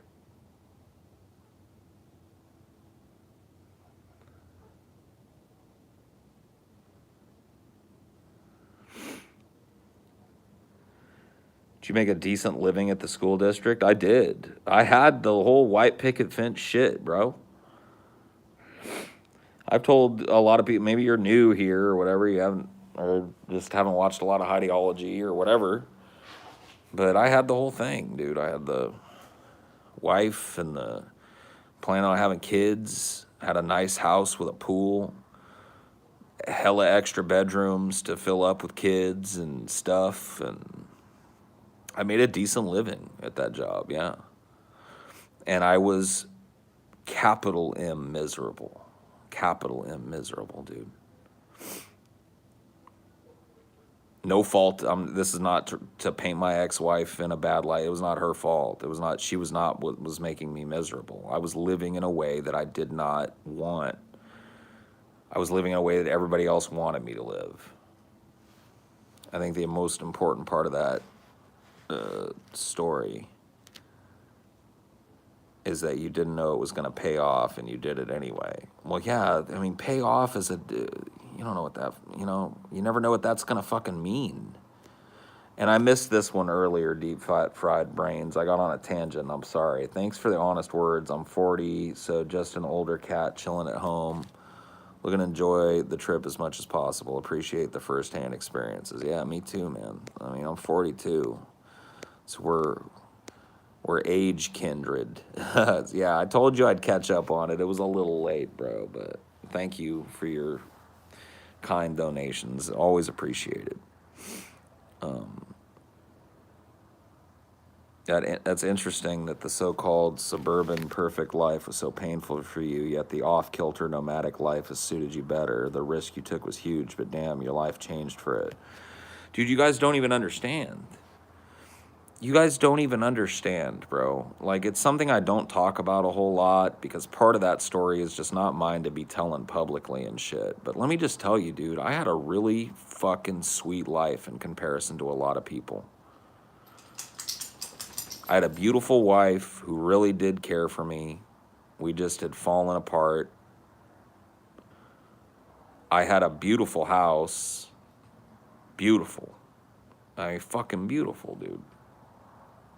Not a mansion or anything, just a beautiful ranch-style home with a big-ass pool. I owned my car. My wife owned her car. I had all that shit that everybody's like, I want to get to that point. And I was fucking desperate.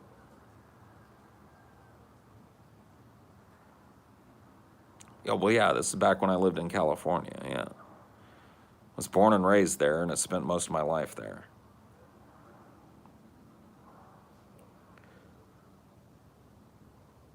The scene from A Scanner Darkly where Keanu Reeves hits his head on the covered door is a realization moment for a lot of people have one way or another. Yeah, I mean, I don't know, dude. It was I don't know, man. For me, like, and I'll be honest with you guys, for my part of it and for what I can tell about it, I knew for a long time that I had to go, and I didn't know how. And that was some of the hardest times in my life, man, because I felt like I was a liar every day.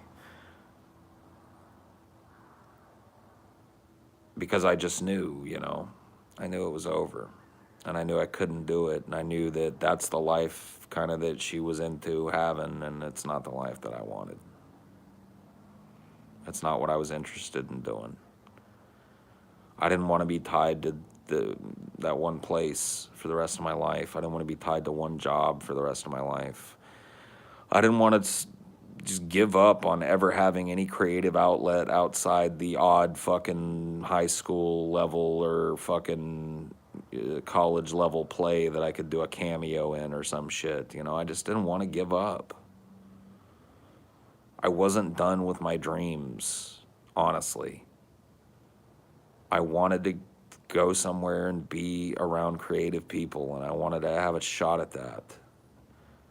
And so I put all that shit, and I'm just gonna be straight up with you guys. I didn't take any of it. All that shit that I mentioned, I didn't fight for it. There was never even a fight to begin with about it. It was my choice to leave that marriage, and I didn't feel right taking anything, so I took nothing. And at 30, when did this happen in my life? 35, going on 36 years old, I flew by the seat of my pants in the car that I owned with a duffel bag filled with underwears and shit, and a couple thousand, I think, that I took out of the bank because I didn't feel right taking a bunch of money. So I took a couple grand for like gas and hotel rooms and shit in case the credit cards got shut off or whatever, and that was it. And I hit the fucking road. Regrets, not a one. Not a one. One of the best things I ever did. I know for a fact that she doesn't, and please don't ask questions about her. Please don't ask questions about any of my exes. My answer is, I don't know. I plead the fizz if. I'm not one of those people that blows up their exes on streams and shit, so I don't know. And I'd appreciate it if you just don't do that. Yeah, you don't gotta apologize. It's just I'm asking.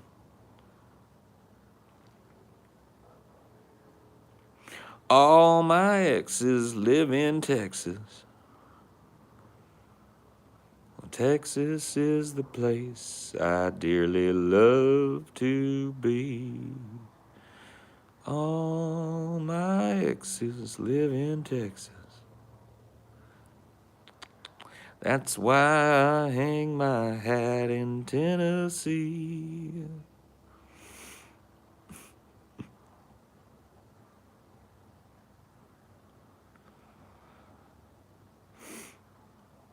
You ever try to leave the USA? No, but it's on the chopping block, man. I'm telling you. Dinor, you have been inconsolable today, dude. You want in, you want out. You want me to be in, and I'm not going in. So you can go in. I'll let you in. You're more than welcome to be in. I will hit your button.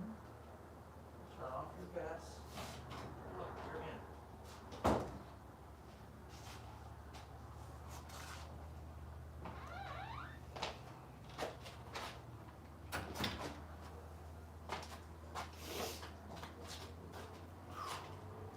And it's extra cold tonight, man. Oh, cold snap situation. Oof.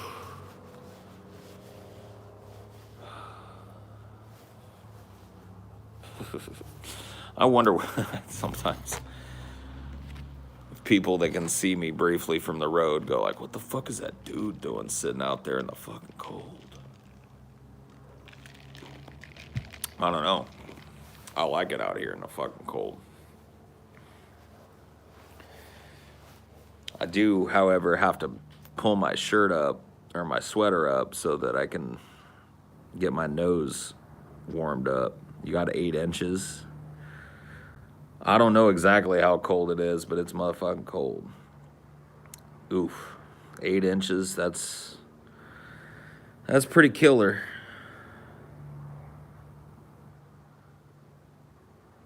I have some face masks I could go get, but it's just helping to warm my nose up a little bit.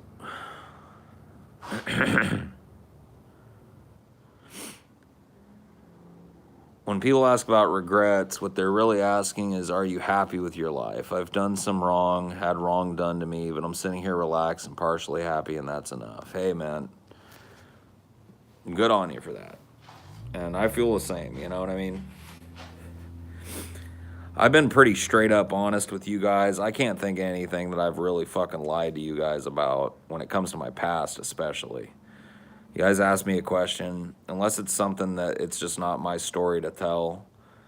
You know, I've been pretty straight up with you guys, and I've had my fucking foibles, and I've tripped up, and I've slipped up, and I've made some dumb decisions, and I've learned some hard lessons, and I've broken a few hearts and had my heart broken a few times, and you know, the end result of it is that I found something like happiness, and that's cool. I can't go back in the DeLorean, you know, and change things that I've done. You know, I can't go back and unhurt people that I've hurt. You know, I can't go back and unmake bad decisions in my life. And if I did those things, I wouldn't be sitting here talking to you guys. You know, I'm the sum total of all those bad, fucking twisted, fucked up decisions. You know, all those benders and all those bad, inadvisable relationships and shit. You know what I mean? If I wasn't in all that shit, I wouldn't be here with you guys. So I wouldn't change a fucking thing. Not a fucking thing. I had to go through all that. And it was a struggle, bro. I'm not saying I lived the hardest life ever. I'm not trying to sell you that. I know a lot of people personally that have had harder lives than me.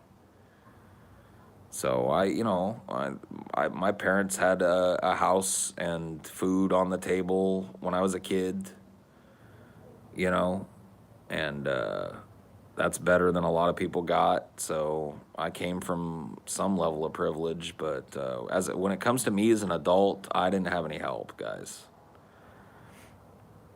It was me parachute ass out into the wind, no fucking college, door to door, fucking grabbing applications and getting jobs. And bro, you never victimized anybody. Clearly, you have nothing to justify or excuse. Live your future. I wasn't trying to justify or excuse it. I never, Look, dude, I don't know, man. To be frank with you, one does struggle from time to time with, usually it's shit that I've said to people, really. Because I'm not a physically violent person, so I don't have to look at anything that I've done in that regard and go like, oh fuck, man, I punched somebody, or I've never done that. I've never hit anybody, I've never hurt anybody, I've never forced myself on anybody, so I don't have to live with that kind of guilt. But I have been emotionally abusive towards people before. And, I'll own that shit. I grew up in that kind of fucking household where yelling was the order of the day. And I've yelled at people and I've said some things in arguments with people I should not have said, you know. And it's those things that weigh the heaviest on my heart, I think, and come closest to regrets. But I really just try and be a better person as a result of that. Did you say you have anger issues? Yeah, for sure, I do. My dad has them. My granddaddy had them. You know, so I think I inherited the disease.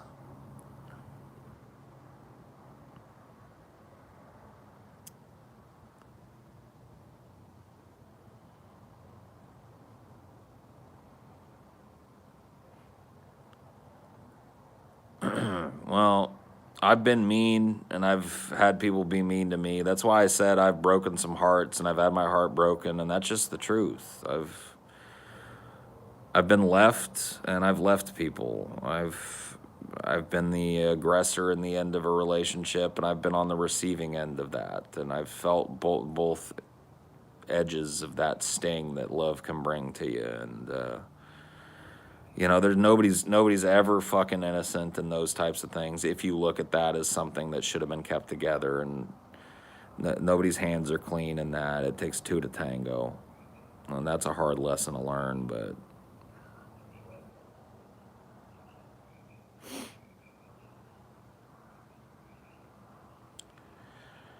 well, some people, I don't know how other people are, but for me, it's not a long list of people.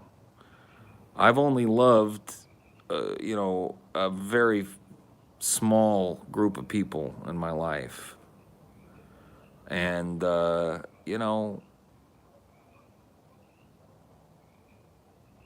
what's left when that love is gone after a relationship is a thankfulness for what that person taught you, and a hopefulness that you didn't leave that person worse than you found them. That's at least how I deal with it, you know. And I don't know if that's true of everybody that I've been with,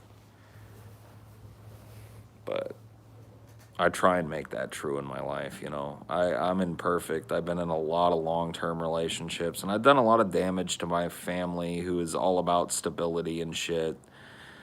You know, I bring people into their lives, and then now I'm not with them anymore. And they just, you know, it's a tough thing, but it seems that being honest with yourself is fundamental to avoid being miserable. If you're unhappy with your lot in life and decide to just plow ahead, it's on you and you alone. Well, I mean, look, some people got shit that's out, you know, outside of themselves.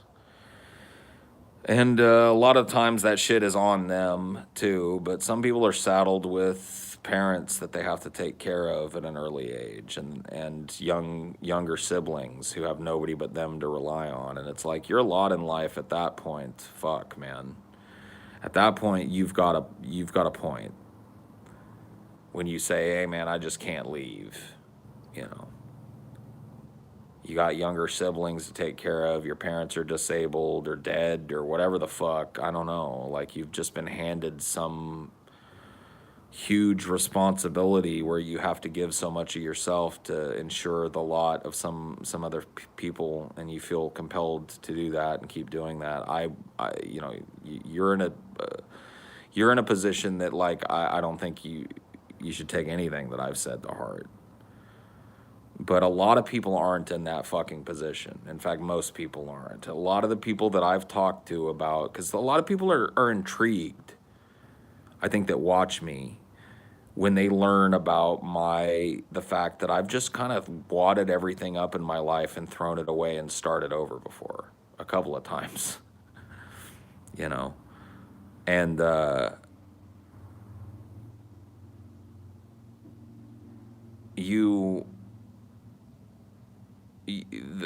secret to that is that you have to make the decision about what's important to you, and not what's important to other people, not what's important for you, but what's important to you.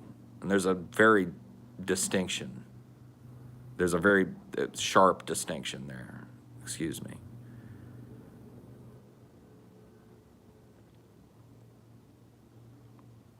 It's actually making me consider moving, a thought that I've harbored for a while now. Hey man, don't make any rash fucking decisions, bro. I'm not saying, like, do some of the things the same way that I've done it, but I'm just saying, man, if you're stuck, genuinely, you're exempt from this criticism. But if you hate your lot in life, you hate the store you work at, you're one of these people, because I was taught, somebody was in here a while back and we're like, I can't remember if it was this Highdeology, I don't think it was one recent one, where one of you was like, you know, I got these friends and I'm the only one that ever, you know, plans anything with them, and I just feel like put upon by that. And I'm just like, man, you ain't got no friends. If you're the only person making any effort to keep the group of friends together, you're just being used. And it's like, yeah, you know, you can cut it, you can snip it, you can nip it in the bud. You know, you can live, you can do a lot of things that you think you can't. You really can. You can't move mountains. You can't do backflips without practice. You know what I mean? I'm not saying you can do any fucking thing. You can't just become a NASA spaceman or whatever the fuck. But when it comes to, like, hey, I fucking hate this little podunk town I'm in. I'm in Missouri, and fuck this, and I hate that, and I love watching you guys because you guys live in some other different place and you move so much. And it's like, man, it's out of my reach. It's like, no, it ain't. What's out of your reach is your willingness to fucking sacrifice things in your life to make that happen. If you're willing to throw it all away and sock it down and save up for fucking 6 months and then just get a U-Haul and fucking get a fucking new lease somewhere else and move to a new city, you could fucking do it right now. Yeah, you risk the dark, but fuck me, dude. Let me tell you about the dark. I'll be honest with you about the dark, dude. The dark is living under the expectations of other people. The dark is following a life path that you think is expected of you by the people that you respect in your life. That's the dark.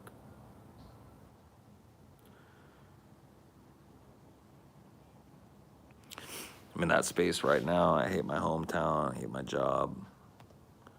Being under my overbearing parents, but I want to have some security before I move out. Dude, security is fucking... I'll get to you in a second. Oh, never mind. I already read this. I was just making sure I didn't... Fuck. God damn it. I was making sure I didn't miss this $10 super chat here.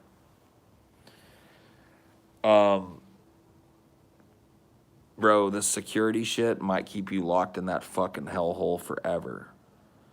I am telling you, sometimes you gotta risk it for the biscuit. Now, I'm not telling you to make a stupid fucking decision, but save up some goddamn fucking money and go. Put a fucking calendar on your wall. I shit you not. Put a calendar on your wall and put a pin on it. And that's the date you go. And if you fucking talk yourself into staying another year, then you may as well just stay right there in that little fucking podunk town that you hate, because you ain't going nowhere. Shit or get off the pod, man.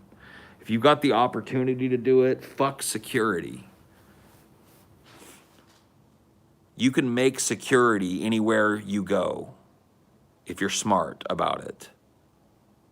Do it. Don't sit around hating your fucking life and hating everything you're surrounded by, hating your little town and hating being around your parents, hating being around your shitty friends. Just go. You know how many people just do that? I'm not some fucking like unicorn because I picked up stakes twice in my life and just did new shit. A lot of people do it. A lot of people love it. A lot of people end up in places that they love because of it, or find out that they're more nomadic like me and want to move around a lot, and they love it.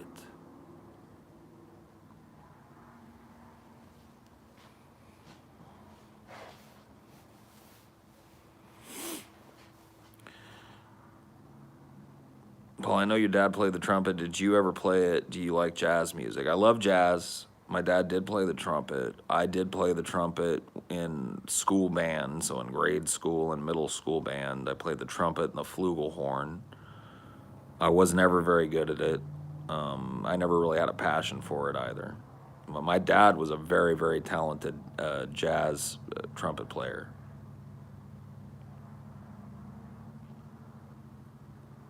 I say was like he's dead. I guess he still is. I don't know how to practice the old man would be at this point, but he could blow, man.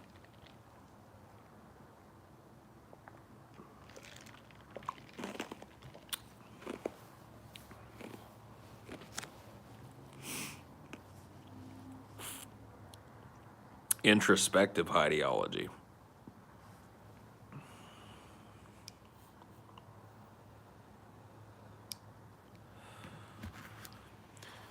Dude, a social support system? What are you even fucking talking about, dude? I went to Arizona, I knew one dude. You don't know one dude somewhere?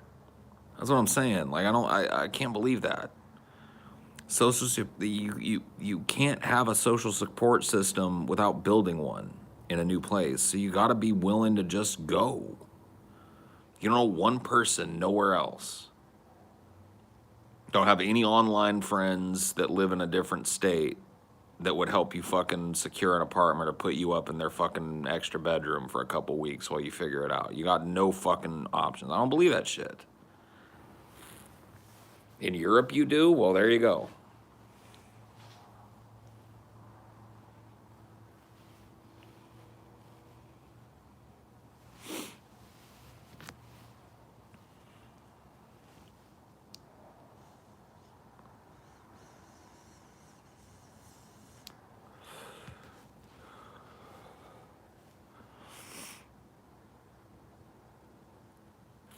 Well, there you go. Did you enjoy living in Arizona? I have a friend who's moving to Phoenix for school soon. I really liked I lived right in the Phoenix area, and I really liked living in Arizona. I would consider moving there again.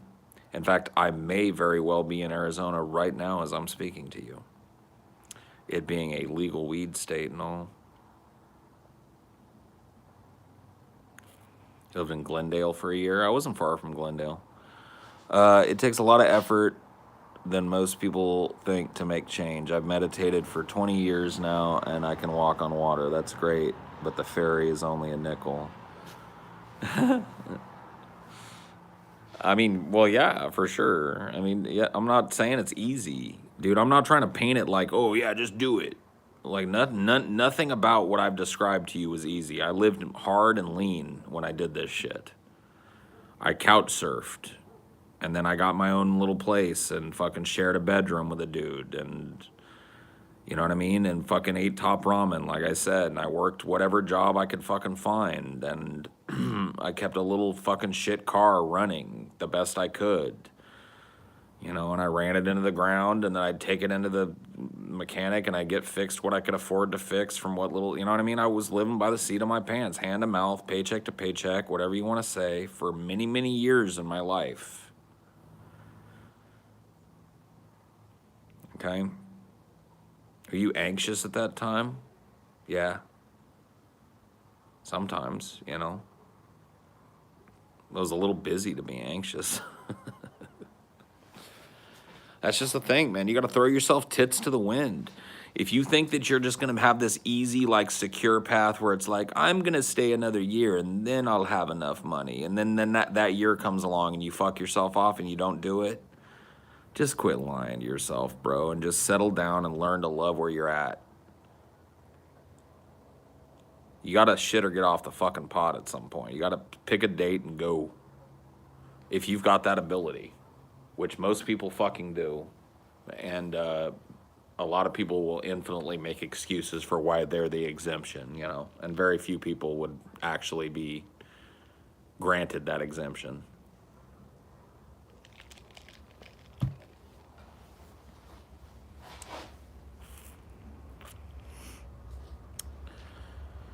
I mean, grass isn't always greener. That's true. But hey, dude, a lot of people do what they call boomeranging, where it's like they go out, they live somewhere else, they discover they don't like it all that much, and they come right back to the area that they grew up in, and they're enriched by that experience, and it makes them appreciate the place that they used to think was a shit town. You know what I mean? There's nothing wrong with that. What's wrong with that? What's wrong with you going like, fuck it, I'm gonna move across the country. Oh shit, I've been here a year and I really hate it and I miss home and I'm homesick. I'm gonna go back to Kansas. Oh wow, I really did love Kansas after all. Like, what's wrong with that? So?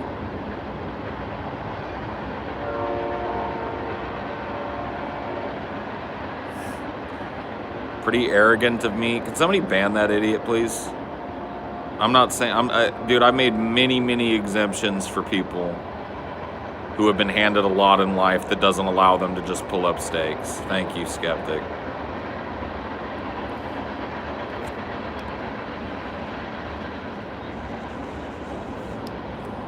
Come in here and call me fucking arrogant to excuse your fucking inaction and shit.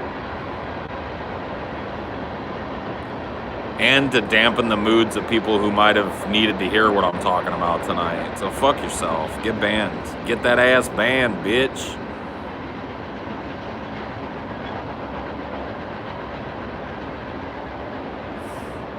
I ain't promising you guys it's an easy fucking life, though. Don't get all... Now here comes pessimistic Paul roaring out of the fucking darkness. Now you got a little optimism in your veins now? Here's the caveat. You better be prepared to work your fucking ass off. You better be prepared to live lean and mean and hard and to fucking ask people for help that you don't know and to make friends and shit. You better be prepared, bro.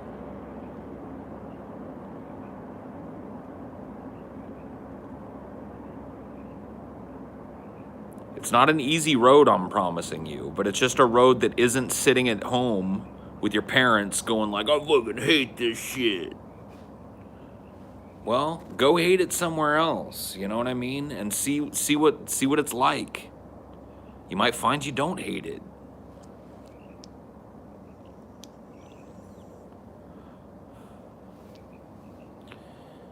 I mean, for me, there's nothing wrong with that shit.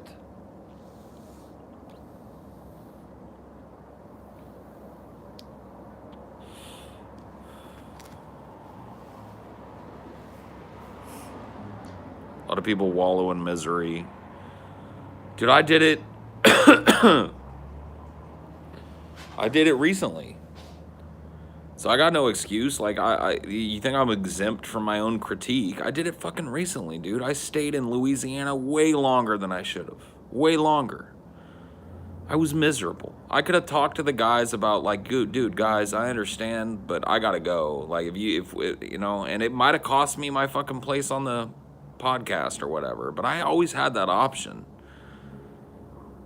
And as it turns out, if I'd have gone to the guys a fucking year earlier than I did and been like, look, dudes, I gotta fucking go, I probably could have gone and it probably would have been fine.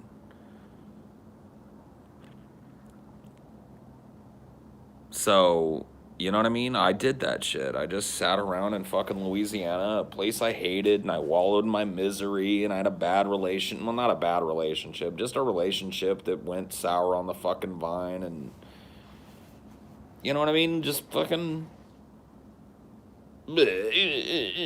Poor me, poor Paul, I'm stuck here. Oh. And then one day I was like, fuck this.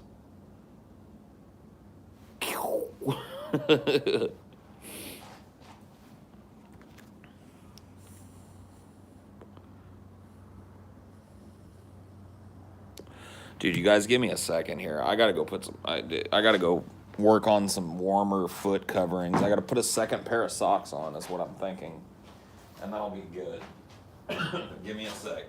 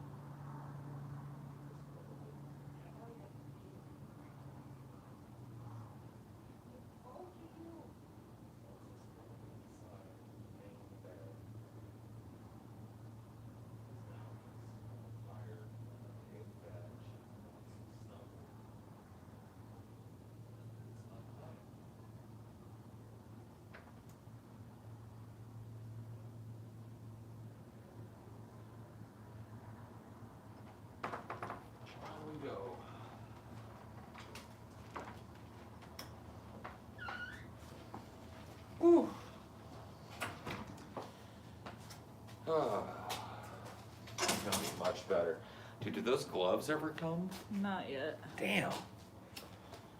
Damn. All my cool shit just keeps fucking not coming. Hey, Paul, a certain someone put out a video claiming Amazing Atheist has passed away. Okay. Thanks for letting me know. Well, I know he hasn't, so. My grandpa owns a plot of land in the woods. Is there anything wrong in your eyes with abandoning society and just being a hermit? I genuinely want to try living that life. Go for it. Why not? You got your grandpa's land. He's willing to let you fucking kind of live on it. Go do it. Go try it. Why the fuck not? What's the worst thing that happens? You fail and come back to society. You wouldn't be the first, and you won't be the last. So go. The fuck? Like, don't ask me these, like, should I do this? Should I do that? Do what you want. Or closest thing you can to it. Live as the ducks do, yeah. Yeah, listen to the Lord of Duck.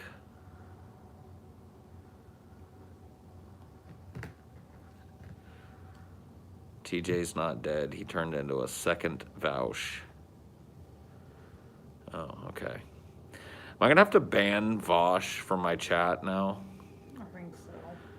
It's getting absurd the way that some of you people can't even, like, dude, there's nothing even remotely related to Vosh going on right now, and there's like 3 of you in the chat that are just making like they're like Vosh memeing. So I'm thinking pretty soon I'm gonna have to add Vosh to the list of banned words.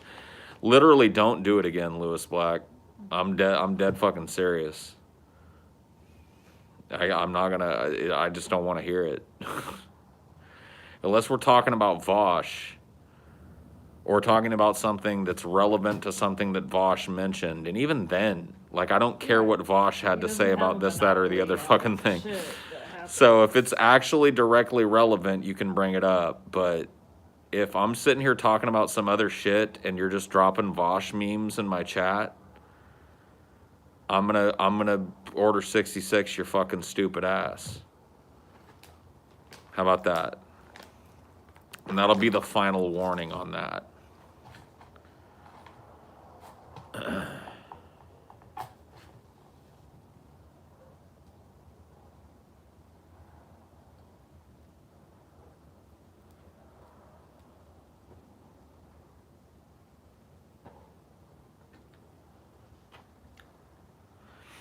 What is Order 69? I can't remember what Order 69 is.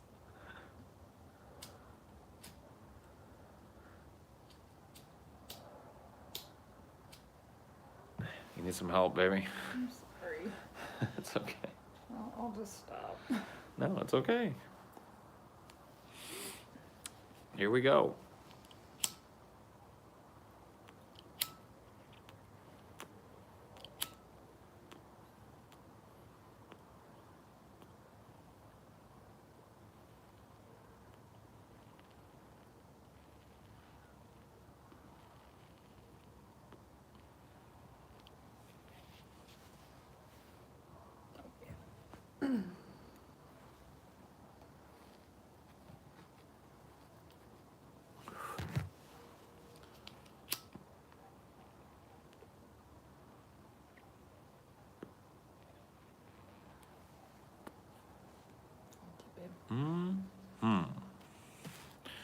You got it, man.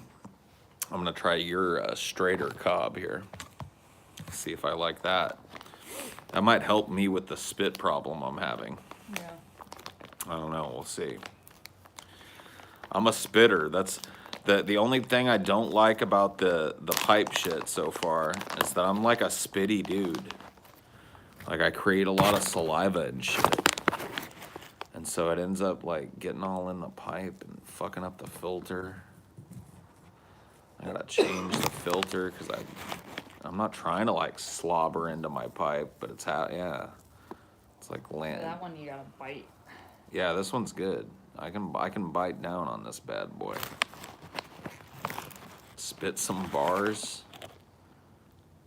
Steal some cars for me, and then I'll spit some bars for you. How's that? How you like me now?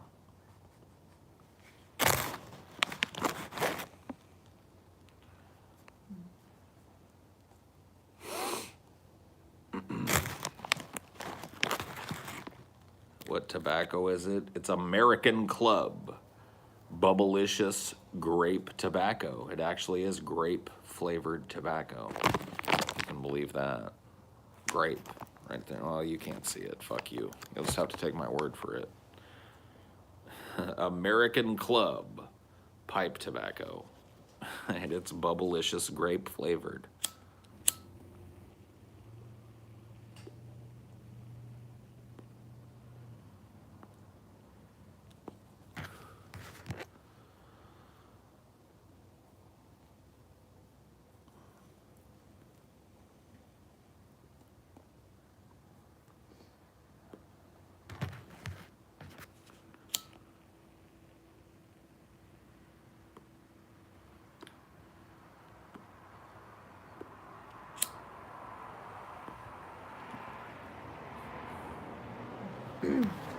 Ooh wee.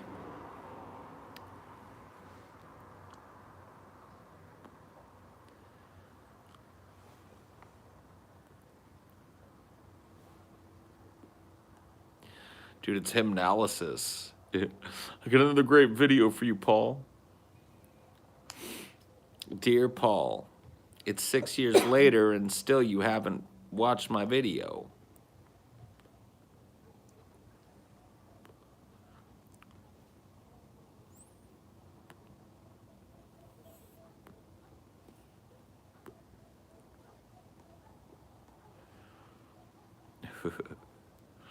Hymnalysis, dude.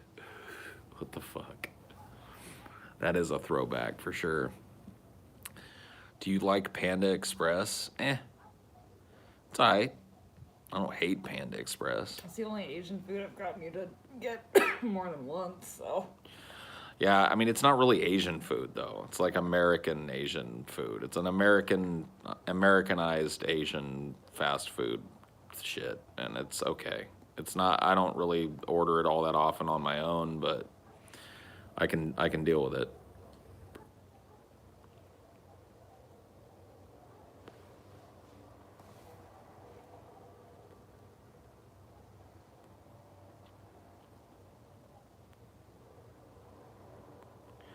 I like the honey walnut shrimp. That's my that honey walnut shrimp is my go-to at the Panda. I get the fried rice with the honey walnut shrimp. That's the fire at the Panda Express. Take it from me. I would know. If you're feeling extra hungry, just get a couple veggie spring rolls. That's all you need. Trust me, you don't want a whole extra side or whatever. Just get the veggie spring rolls.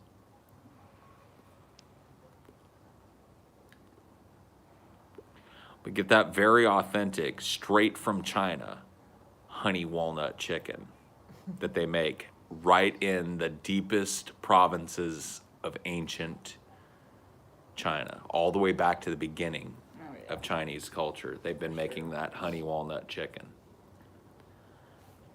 Right out of Wuhan.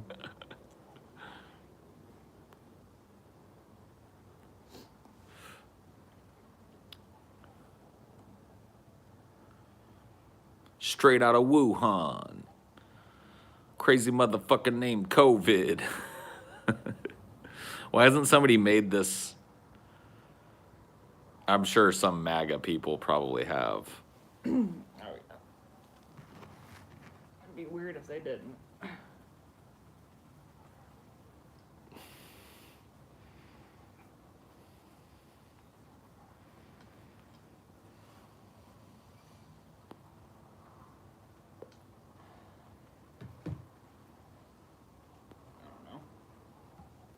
I don't think it's me not starting the pipe wrong or whatever. It's just fucking not me, I guess. You just gotta relight it. Yeah. We'll get you a torch lighter, baby. That's what we need to do. We need to get you a torch. Yeah. Like one of those butane refillable torch type lighters.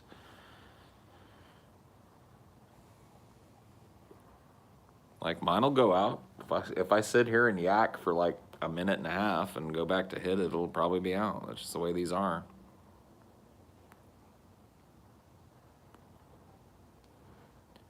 I like the matches pretty well for it.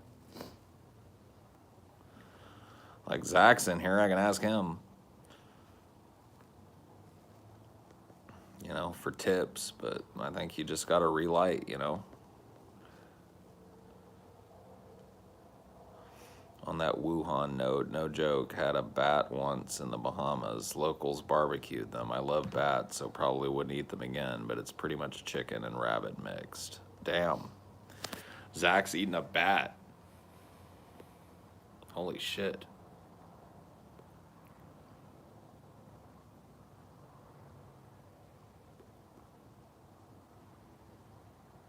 I think I'll just stick with the matches. It's probably safer for me. Yeah, until we can get you a torch lighter. Because those are just directable. You point it right at it. It's not going to, you know, Yeah. go move up like a flame. You have 20 years on me of flicking Bicks. Yeah, and lighting bowls too. So, understandable. And I think it'll be easier for you to just get a torch.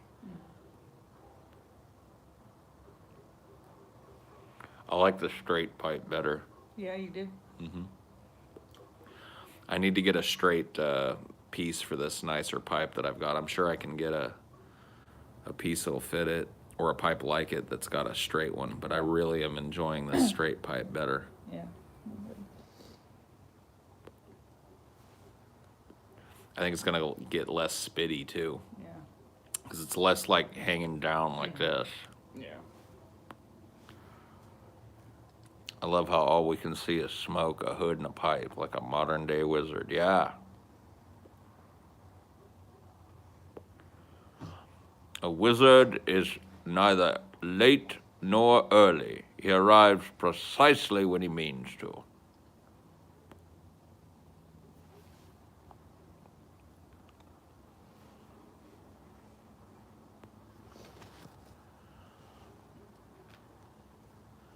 The church warden pipes like that are definitely nice when you have a big beard and want to keep the embers away.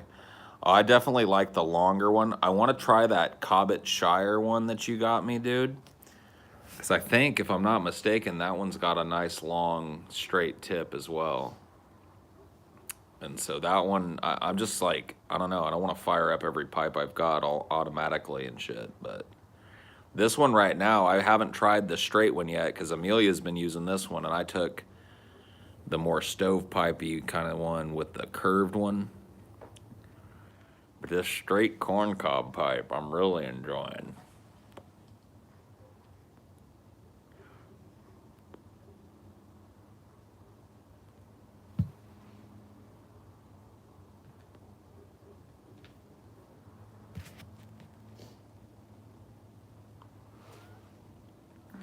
Corncob pipe and a button nose. And two eyes made out of coal. A lot of people cycle their pipes every day to let them rest. Oh, well, it's good that we've got a few then. I just need to get some straight pieces, some straight mouthpieces, which I can probably order from those same places that'll fit these. And, yeah.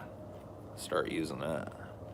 I'd love to get a straighter one for this, although this pipe is kind of more designed for the curve because it I think goes there's up like that. one more that we haven't busted open yet. That other corn cob, that nicer. The corn Cobbett cob. Shire, yeah, yeah. But I'm liking this one.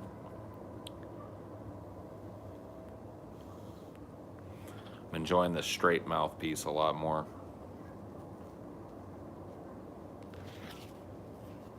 Just buy more pipes, yeah. I'll probably be that way myself. Maybe I'll have a little pipe collection. Yeah. already do, I guess. I've got 4 pipes, I guess, or 5. And I'm gonna get the one with the little door. Oh yeah, you're getting the wood stove.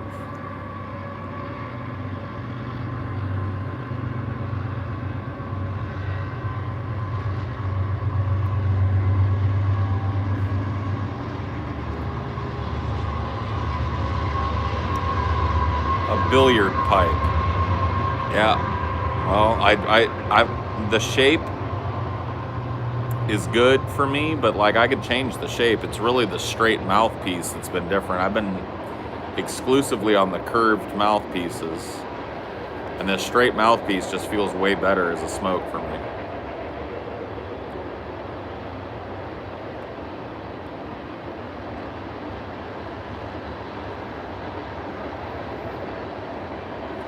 How often do those trains go by? I don't know.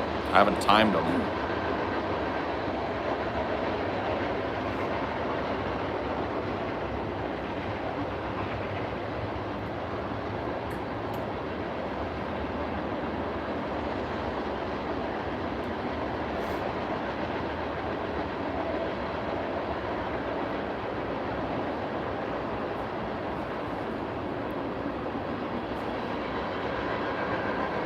Hundred-year-old Dunhill billiard, huh? Cool.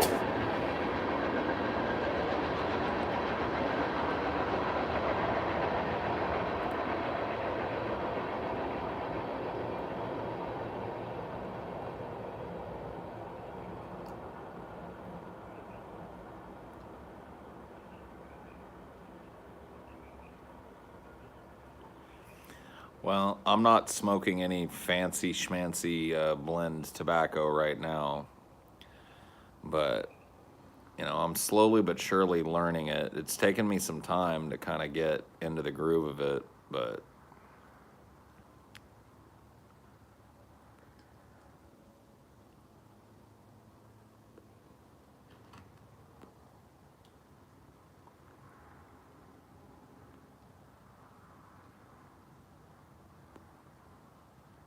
Well, this one's definitely been the easiest for me so far.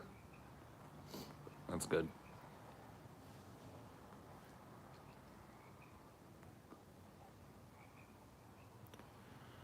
That is good. I tried to find the ideas where Jason tried to fight Scotty, but couldn't find it. Was it taken down? Dude, all of those old periscopes, they didn't hang around forever. Like, I didn't take any periscopes down on purpose, but like they only stayed up for a certain amount of time after you did them, and then they went away. And so a lot of those are just kind of like lost to time, unfortunately. Some of them were archived. I know that some people archived a few of them. There were a couple people back then that talked about archiving them, but nobody's ever shared a playlist with me or anything, so I can't help you there. I just don't think there's much of it left. Unfortunately, them early days. I remember the acid ones where you sat in the room quietly. Oh yeah, yeah. I did do a Highdeology where a couple of Highdeology actually, where I tripped acid. Just kind of quietly sat in the room and appreciated shit. Live streamed it. Yeah, I had some pretty crazy ones, for sure. Some pretty crazy nights on Highdeology. Then Periscope kind of went to shit, which is sad because it was pretty good. TikTok.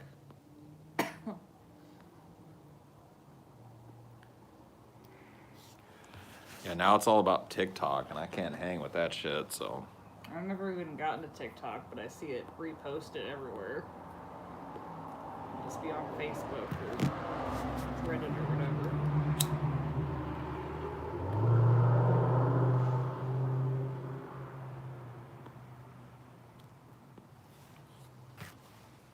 I could never do Snapchat either. I didn't like Snapchat.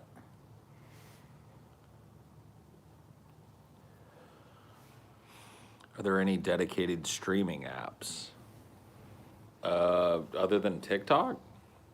Because isn't TikTok, can't you go long, like for long times on TikTok, or is it limited to one, like a shorter time? I don't even know. I'm not aware.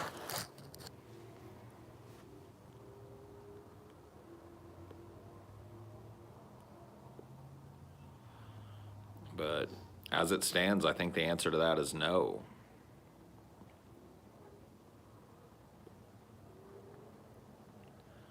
What the fuck? What the fuck? Pimp Monk makes TikToks. I've heard.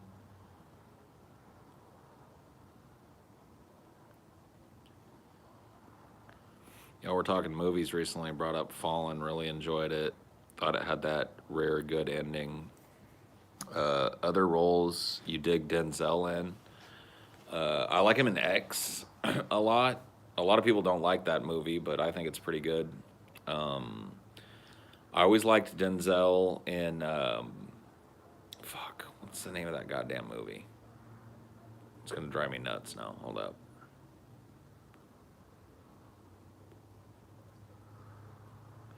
American Gangster. There it is. Where he plays Frank Wallace or Frank. I think it's Frank Wallace.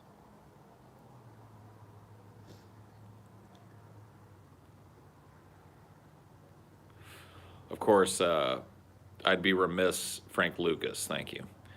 I'd be remiss not to mention my favorite performance, maybe my favorite performance by Denzel, Training Day.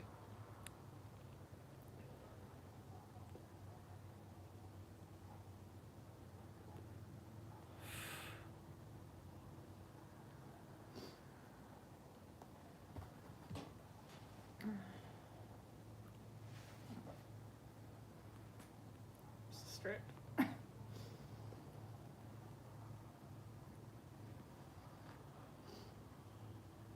Malcolm X is probably his best. Well, that's X, like I said.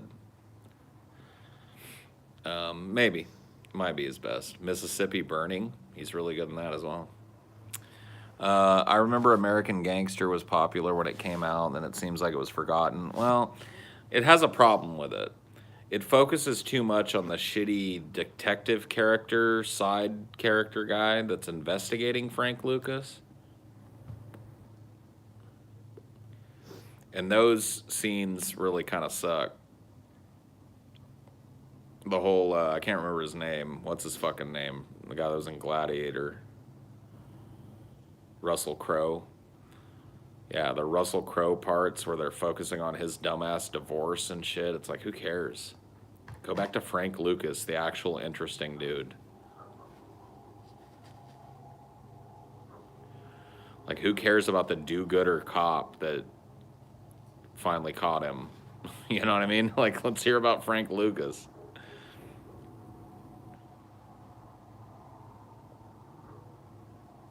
You sure you don't mind me wearing your DFF hoodie? Why would I? You look cute in it. I got so many goddamn hoodies, too. It's like, you can wear whatever you want, baby.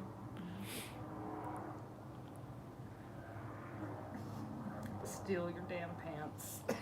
Yep.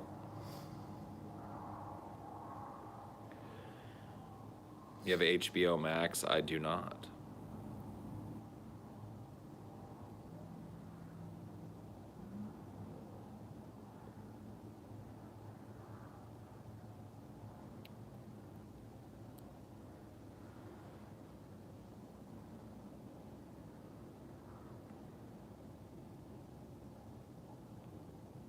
Good movies on there. Well, thanks for the tip. Thanks for the hot tip. I think I'm going to go ahead and end this now. Thank you guys for joining me. Bye.